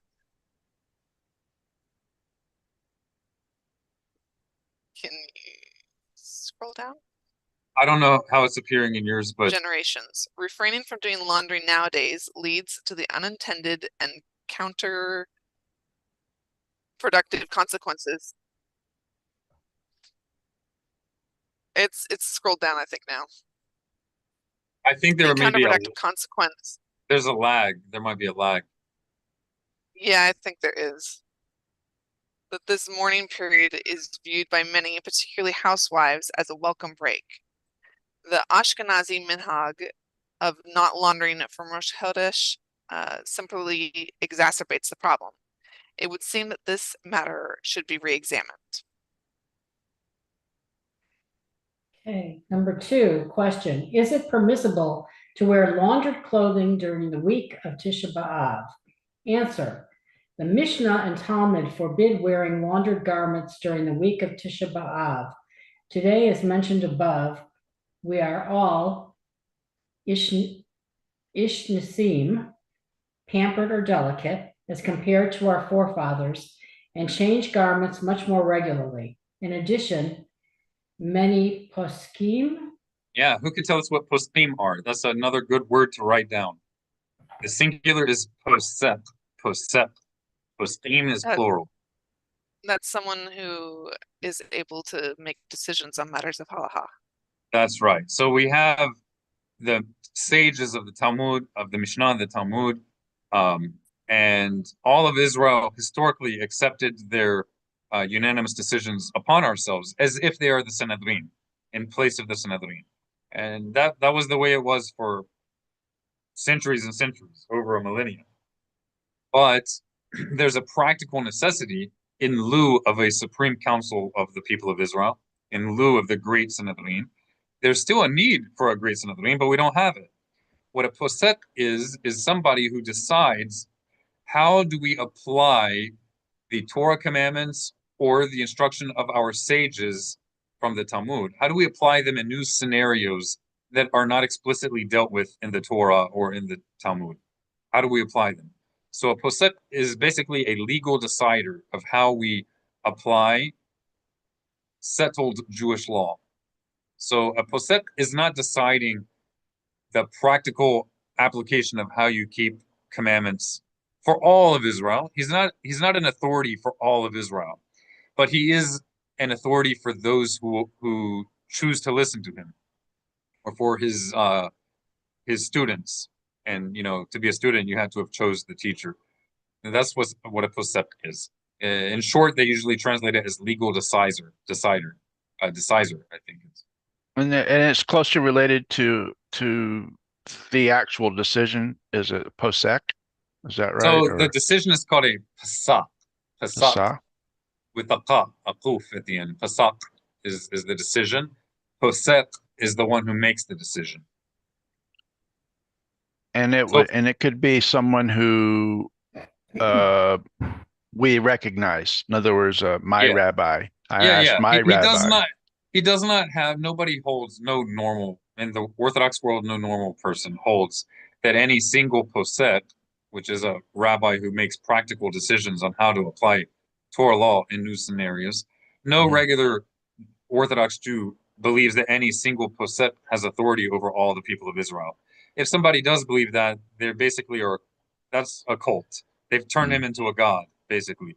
We don't have that. There is no such thing in Torah Judaism of any single individual who has absolute authority over all the people of Israel. We only have God, and then we have a council uh, of sages who, as a council, as a united body, take a vote to decide how we as a nation will apply God's commandments. That is the only universal authority over all of Israel. But in lieu of that, because we don't have it anymore, people and communities, and people voluntarily join communities. If they're not voluntarily joining, again, that's a cult and criminal. Um, so in lieu of the Great Sanhedrin, we have poskim, and people choose who their posek will be. But in order to be a legitimate posek in the context of classical Judaism, the posek must accept the authority of the Torah and accept the authority of the ancient Masorah, the ancient heritage of the sages of the Sanhedrin. If a quote unquote posek does not accept the Torah as authoritative, as the constitution of the people of Israel, and if they do not accept the legitimacy of the heritage and authority of the great Sanhedrin, then that's not a posek. That's also not a rabbi. People might call them a rabbi, maybe if you're around people in that community. And if you don't call it a rabbi, call them a rabbi, it might be disrespectful. Okay, so call them a rabbi to be respectful to those people in that community. But historically speaking, any quote unquote rabbi who rejects the Torah as authoritative over the people of Israel, any rabbi who rejects the authority, the interpretive authority as the final authority on how to apply Torah, if they reject the Sanhedrin as that final authority on how to apply Torah, they're not a rabbi in the classical sense. Right? They might, have a doctor next to their name, or be called rabbi by certain political platforms who like to use the term rabbi for overtly political purposes, but that ain't a rabbi, nor a posek. So there is a minimum requirement for a posek. All right, Hannah, feel free to continue. If you want, you can reread it. If not, your Yeah, call. I'm just going to reread. In addition, many poskim explain that this prohibition applies only to garments not worn on the skin and that do not absorb perspiration. That makes a lot of sense. That's my view as well. That makes a lot of sense. Therefore, underwear, socks, pajamas, shirts, blouses, t-shirts, singlets, etc., may be changed during the mourning period as usual. Right, just the outside garments, like your dress, your button-up shirt that's worn on top of the t-shirt, for example. That concludes it. He has a lot of good notes here. Does anybody have any questions about anything we read? I believe we have, what do they call it? Hit the nail on the head. Yeah, we've driven that home. There we go. That's what I wanted to say. We drove it home. Any questions maybe that we overlooked or about anything that's on your mind before we wrap up for the day? Oh, where did Emmanuel go? He had to leave. No Can questions in the comment sections?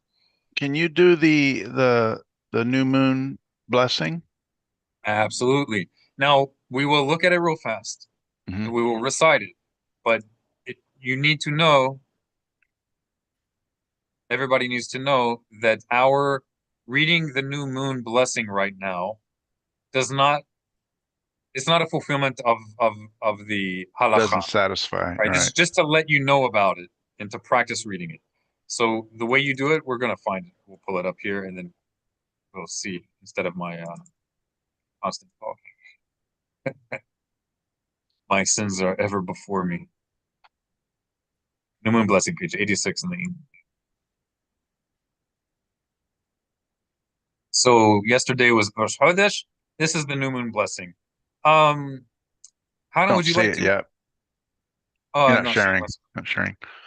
And then we have up to the 14th or 15th day of the month to actually do this ourselves. Is Oh that yeah, I correct? have it. If you give me a moment, I'll pull it up in a better form. Just give me a second. Is Mhm. that okay?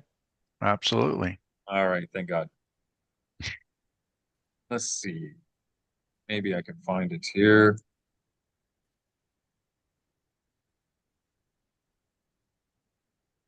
While you're looking for that, I will mention I've been listening to Rabbi Yonatan Halevi's introduction to the Mishneh Torah class, and I just so happened came to come to the part where he's been talking about the prophets and stuff, and it fit really well into these 3 weeks. Oh, If please anyone, summarize. Share. well, it's a lot to summarize, but if people want to go listen to it, it's like lessons 26, and I just listened to number 30, so at least those ones. Awesome. I love Rav Yonatan Halevi. Maybe you can Yes. pop the link Pop the link in these chats. Yeah, let me see if I can find it. You guys aren't looking at my screen right now, are you? Nope. Nope. Don't want to expose all of my friends on my WhatsApp. I'm trying to find the file as quickly as I can. There, I believe I found it. It's going to open. Save.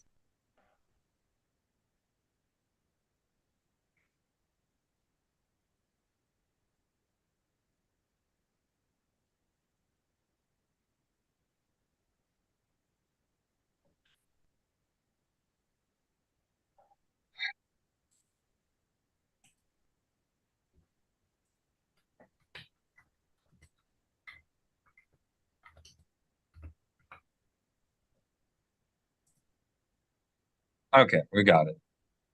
Were you pulling something up, Heather, or should I go ahead? He's also looking for something. Go ahead. I'll All drop the right. link in the chat or something. Yofi. Now I need to find my Zoom. There you guys are. He's in San Diego, right? That rabbi? Yes, ma'am, that's right. He's a Yes. wonderful guy. God bless him. We learned at the same yeshiva with several of the same rabbis. Um, a very similar approach. I hope that doesn't offend him. But uh, but I would be insulting, not intentionally, but it would be an insult to him to say that we are comparable because yeah, we're comparable in our approach, I believe so. Um, you would have to ask him about his opinion. I think we're very, very comparable, but I think it would be dishonest to say that we are comparable in uh, scope of scholarly uh, exposure because, well, I don't know how he does it. Some people are just skilled like that. I don't know how to say it, but man, I wish I was at his level. We did not learn there at the same time. He actually learned there after I learned there, at that same yeshiva, Midrash Sephardi. But yeah, I just think he's an incredible scholar, especially for our age group. Oh my goodness, he's got to be one of the best in the English-speaking world for sure, possibly even at all for our age group. I recommend anybody to listen to his lectures.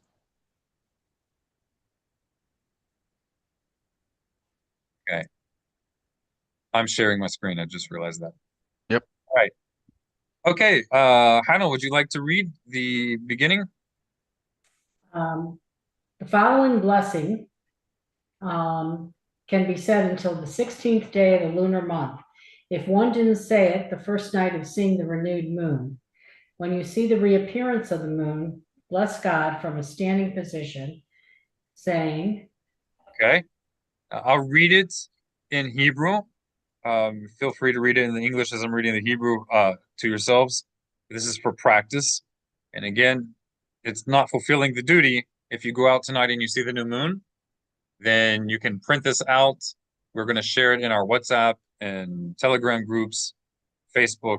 Print it out, and you can recite this tonight when you see the moon in its renewal. If you don't see it tonight, there's a storm, whatever, you have until the 16th day of the lunar month. So it's about half, it's pretty much the midpoint of the month. All right. Feel free to follow under your breath in the Hebrew if you would like to practice.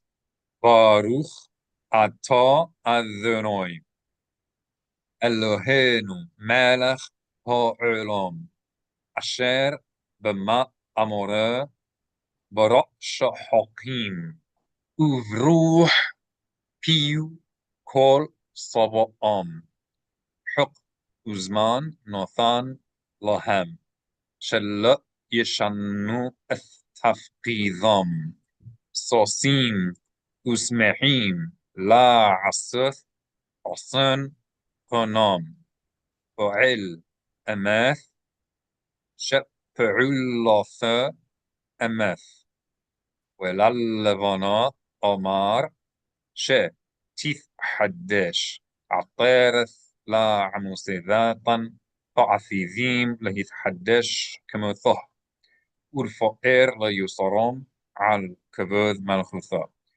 Baruch atah Adonai Mehadesh Hadoshim.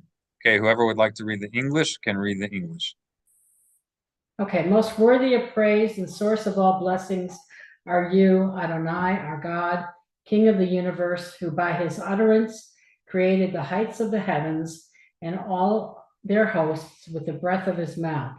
He gave them a fixed law and schedule that their tasks not be changed. They are happy and rejoice to do the will of their possessor, trustworthy doers of truth. And he said to the moon, be renewed as a diadem of splendor to those born of the womb, that in the future they shall likewise be renewed, to glorify their Maker for the glory of his dominion. Most worthy of praise and source of all blessing are you, Adonai, renewer of months. Baruch atah Adonai Chadesh HaDashim.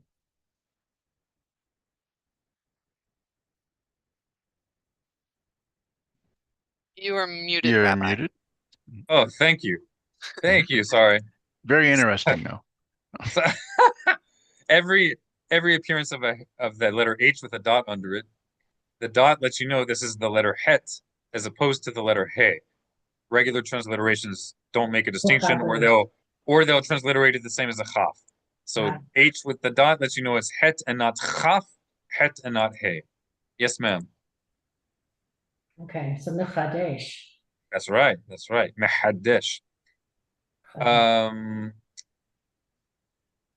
This isn't terribly long. If somebody wants to read this, it's a lot of pertinent information. The new moon edition called Ya'aleh Yavo is added to our regular daily prayers on the day of the new moon, Rosh Chodesh. It's a universal custom to recite half Hallel before the new moon additional prayer. Rav Avraham, son of Maimonides, wrote, on new moons, one should prostrate at the end of each psalm when saying Hallelujah, as was the practice of Israel in the temple. And it is custom of doing in remembrance of the temple service. See What happened? Wait. I think we skipped. Did I? And is praiseworthy to blow the shofar at these places, as Where some they communities. prostrate. Right. So while they prostrate, there's a blowing of the shofar. As some communities at his time have the custom of doing, in remembrance of the temple service. See Ha Maspik, Bar Ilan Publishing. Or Ilan University. Mhm. Hannah, would you like to read the next? In M for new moon. The new moon additional prayer is called Musaf Rosh Chodesh. Just as the regular daily prayers commemorate and correspond to the daily sacrifices God commanded Israel to perform in the temple, so also the Musaf Rosh Chodesh prayer is recited to commemorate the additional sacrifice that God commanded to be performed on new moons. Hodaya can go if she wants, or you can stay quiet to hold on to what you're going to tell us afterwards. And Victor. There is no obligation to refrain from work as on Rosh Chodesh. Not as on Rosh Chodesh. Let's read it one more time. There is no obligation to refrain from work, melacha, on Rosh Chodesh. Let's do more. It's short. The Torah counts Rosh Chodesh among the days of rejoicing. Therefore, one should not fast on this day, and it is proper to have a special meal on Rosh Chodesh, but it is not a strict obligation upon the individual. It is Victor. praiseworthy to give a gift to one's wife and or do something special with one's children on Rosh Chodesh to make it an extra meaningful and joyful day for them. If one forgot it was Rosh Chodesh until after the day passed, the prayers cannot be made up on a different day.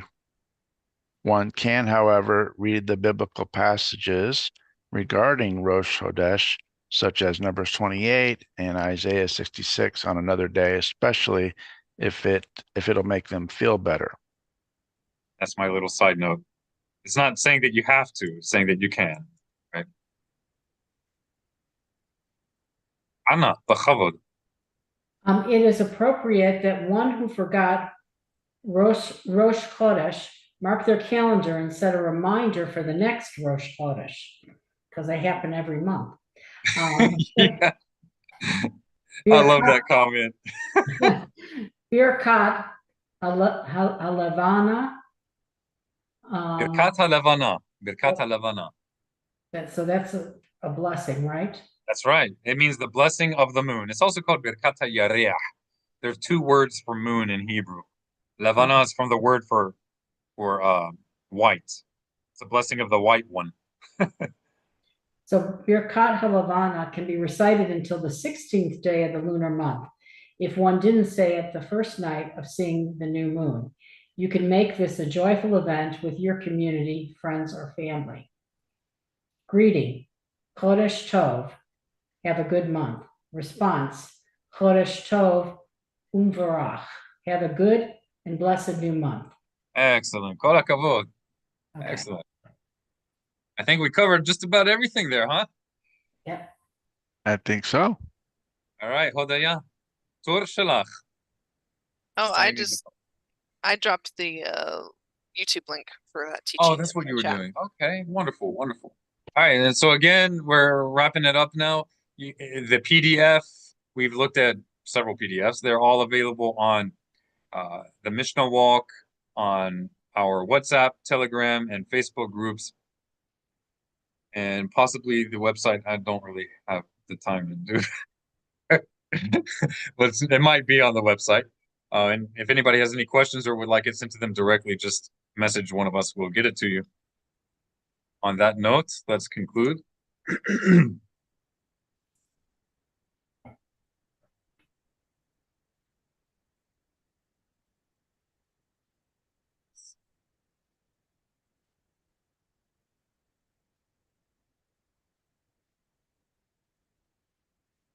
All right. Me, haba b'tor. Who would like to read?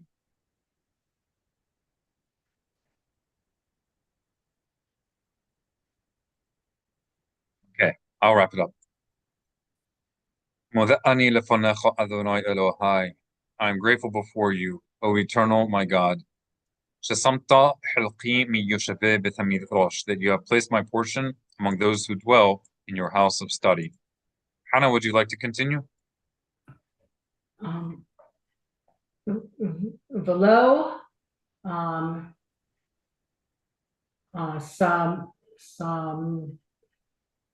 mach, Samta. samta, halacha. Helqi. Oh, The dot underneath always is like an E sound. Helqi. helki. Got it. Here it is again. Me. Okay. All right, that dot, single dot underneath the letter is E consistently. Me, yo, me, wait a second, mio, So this sheen normally would have a dot above the right side. If the previous vowel is an O, what's called a holam, which is what we have here, sometimes the holam will serve a dual purpose of indicating the dot on the right. So be aware of that. mioshve, That's it. Perfect. Mioshve. Beautiful. uh, koran, no, koranot, Right. So I'm grateful before you that you have not placed my portion among those who dwell idly on street corners. sha'ani, maskim, So maskim means agree, and this is mashkim, which means to get up early. mashkim, And tell that to people who, I know some people get annoyed by being nitpicky with pronunciation, but that's like, someone trying to learn English, trying to getting upset because we want them to distinguish between sink and think. You know what I'm saying? So mashkim is to get up early. Mashkim. behem, mashkim, meim, That's it. Mashkimim. Mashkimim.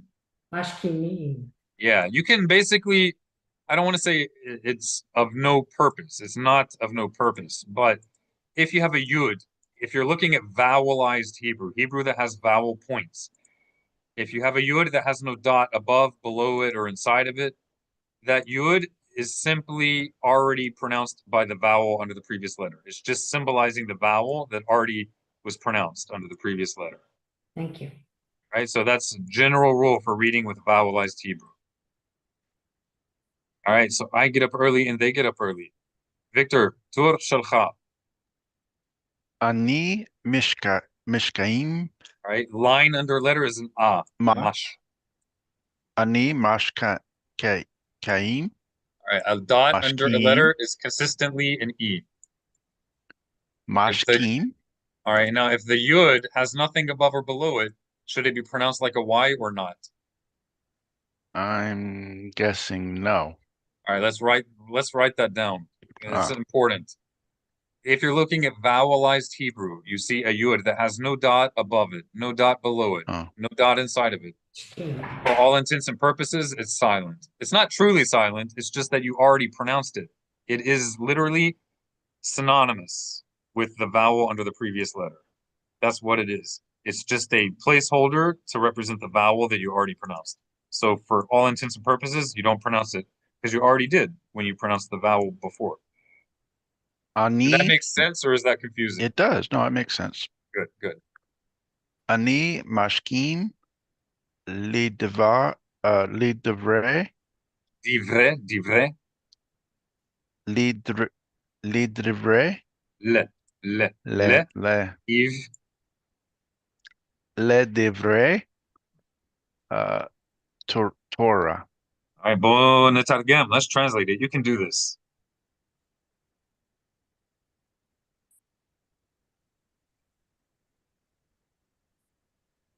אני,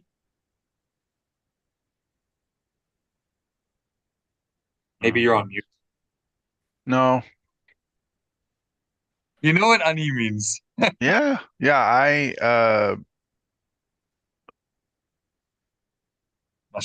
משקים. Hannah, מה זה משקים? What is משקים?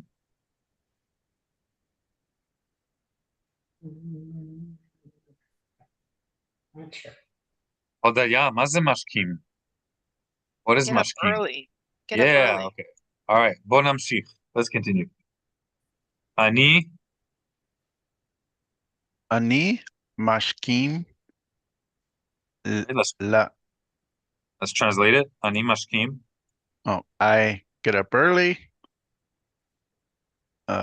2 words of Torah. מצוין. אני משכים לדברי תורה. I get up early to words of Torah. Wehem Mashkamim, Himim. Washchemim, uh, Lid, There's a dot under it. Li, There you go. Lead, Good. Lead Varim, Lidvarim. uh, uh, Betlehem, Letter by letter. Let's read it letter by letter.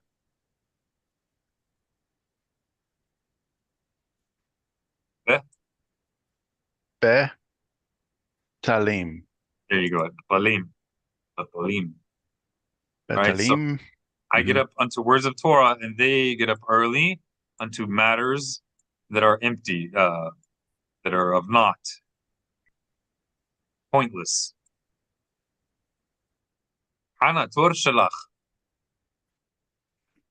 Ani Amal Behem Amalim. Meh. The two dots is like like elephant. One more time. Ani Amel There you go. Behem Amalim. Beautiful. Hodaya tetargemi bevakasha. Translate, please. Hodaya. I work hard and they work hard. Suyan. Tor Shalach Hodaya. Tamshichi. Ani Omel Kabel Sahar. Right, tetargemi. Translate, tetargemi. I work hard and receive reward. Suyan. Wahem Omalim Wa'ain Makabalim Sahar. Right, tetargemi. And- Translate. And they work hard and do not receive reward. Kol hakavod. Hana Tor Shalach. Your turn. Tor Shalach. Ani Ratz Behem Ratzim. Beautiful. I Ros. Mazeros. Hodaya Mazeros. Run. Yefe. And they run. Maze Wehem Rosim.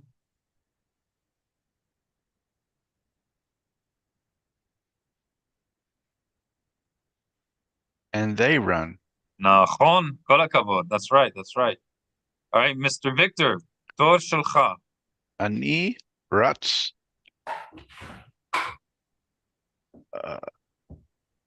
Lekaye, Alem,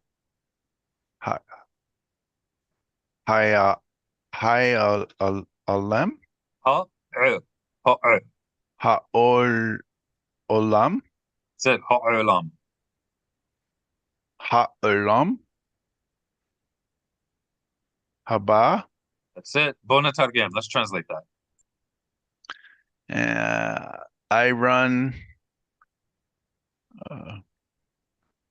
2 words, Hayet. Like the word hayim. Lahayim. Lahayet. Lahayim. 2 does mean, la does mean 2. 2. Words is divrei. This is hayet. Mm. The suffix just means plural of.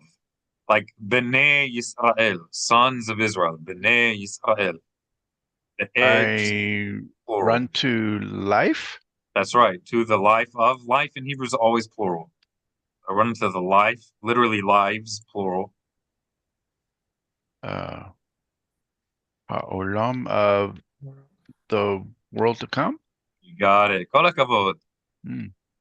All right. Hana, Tor Shalach. Vahem Ratzim Live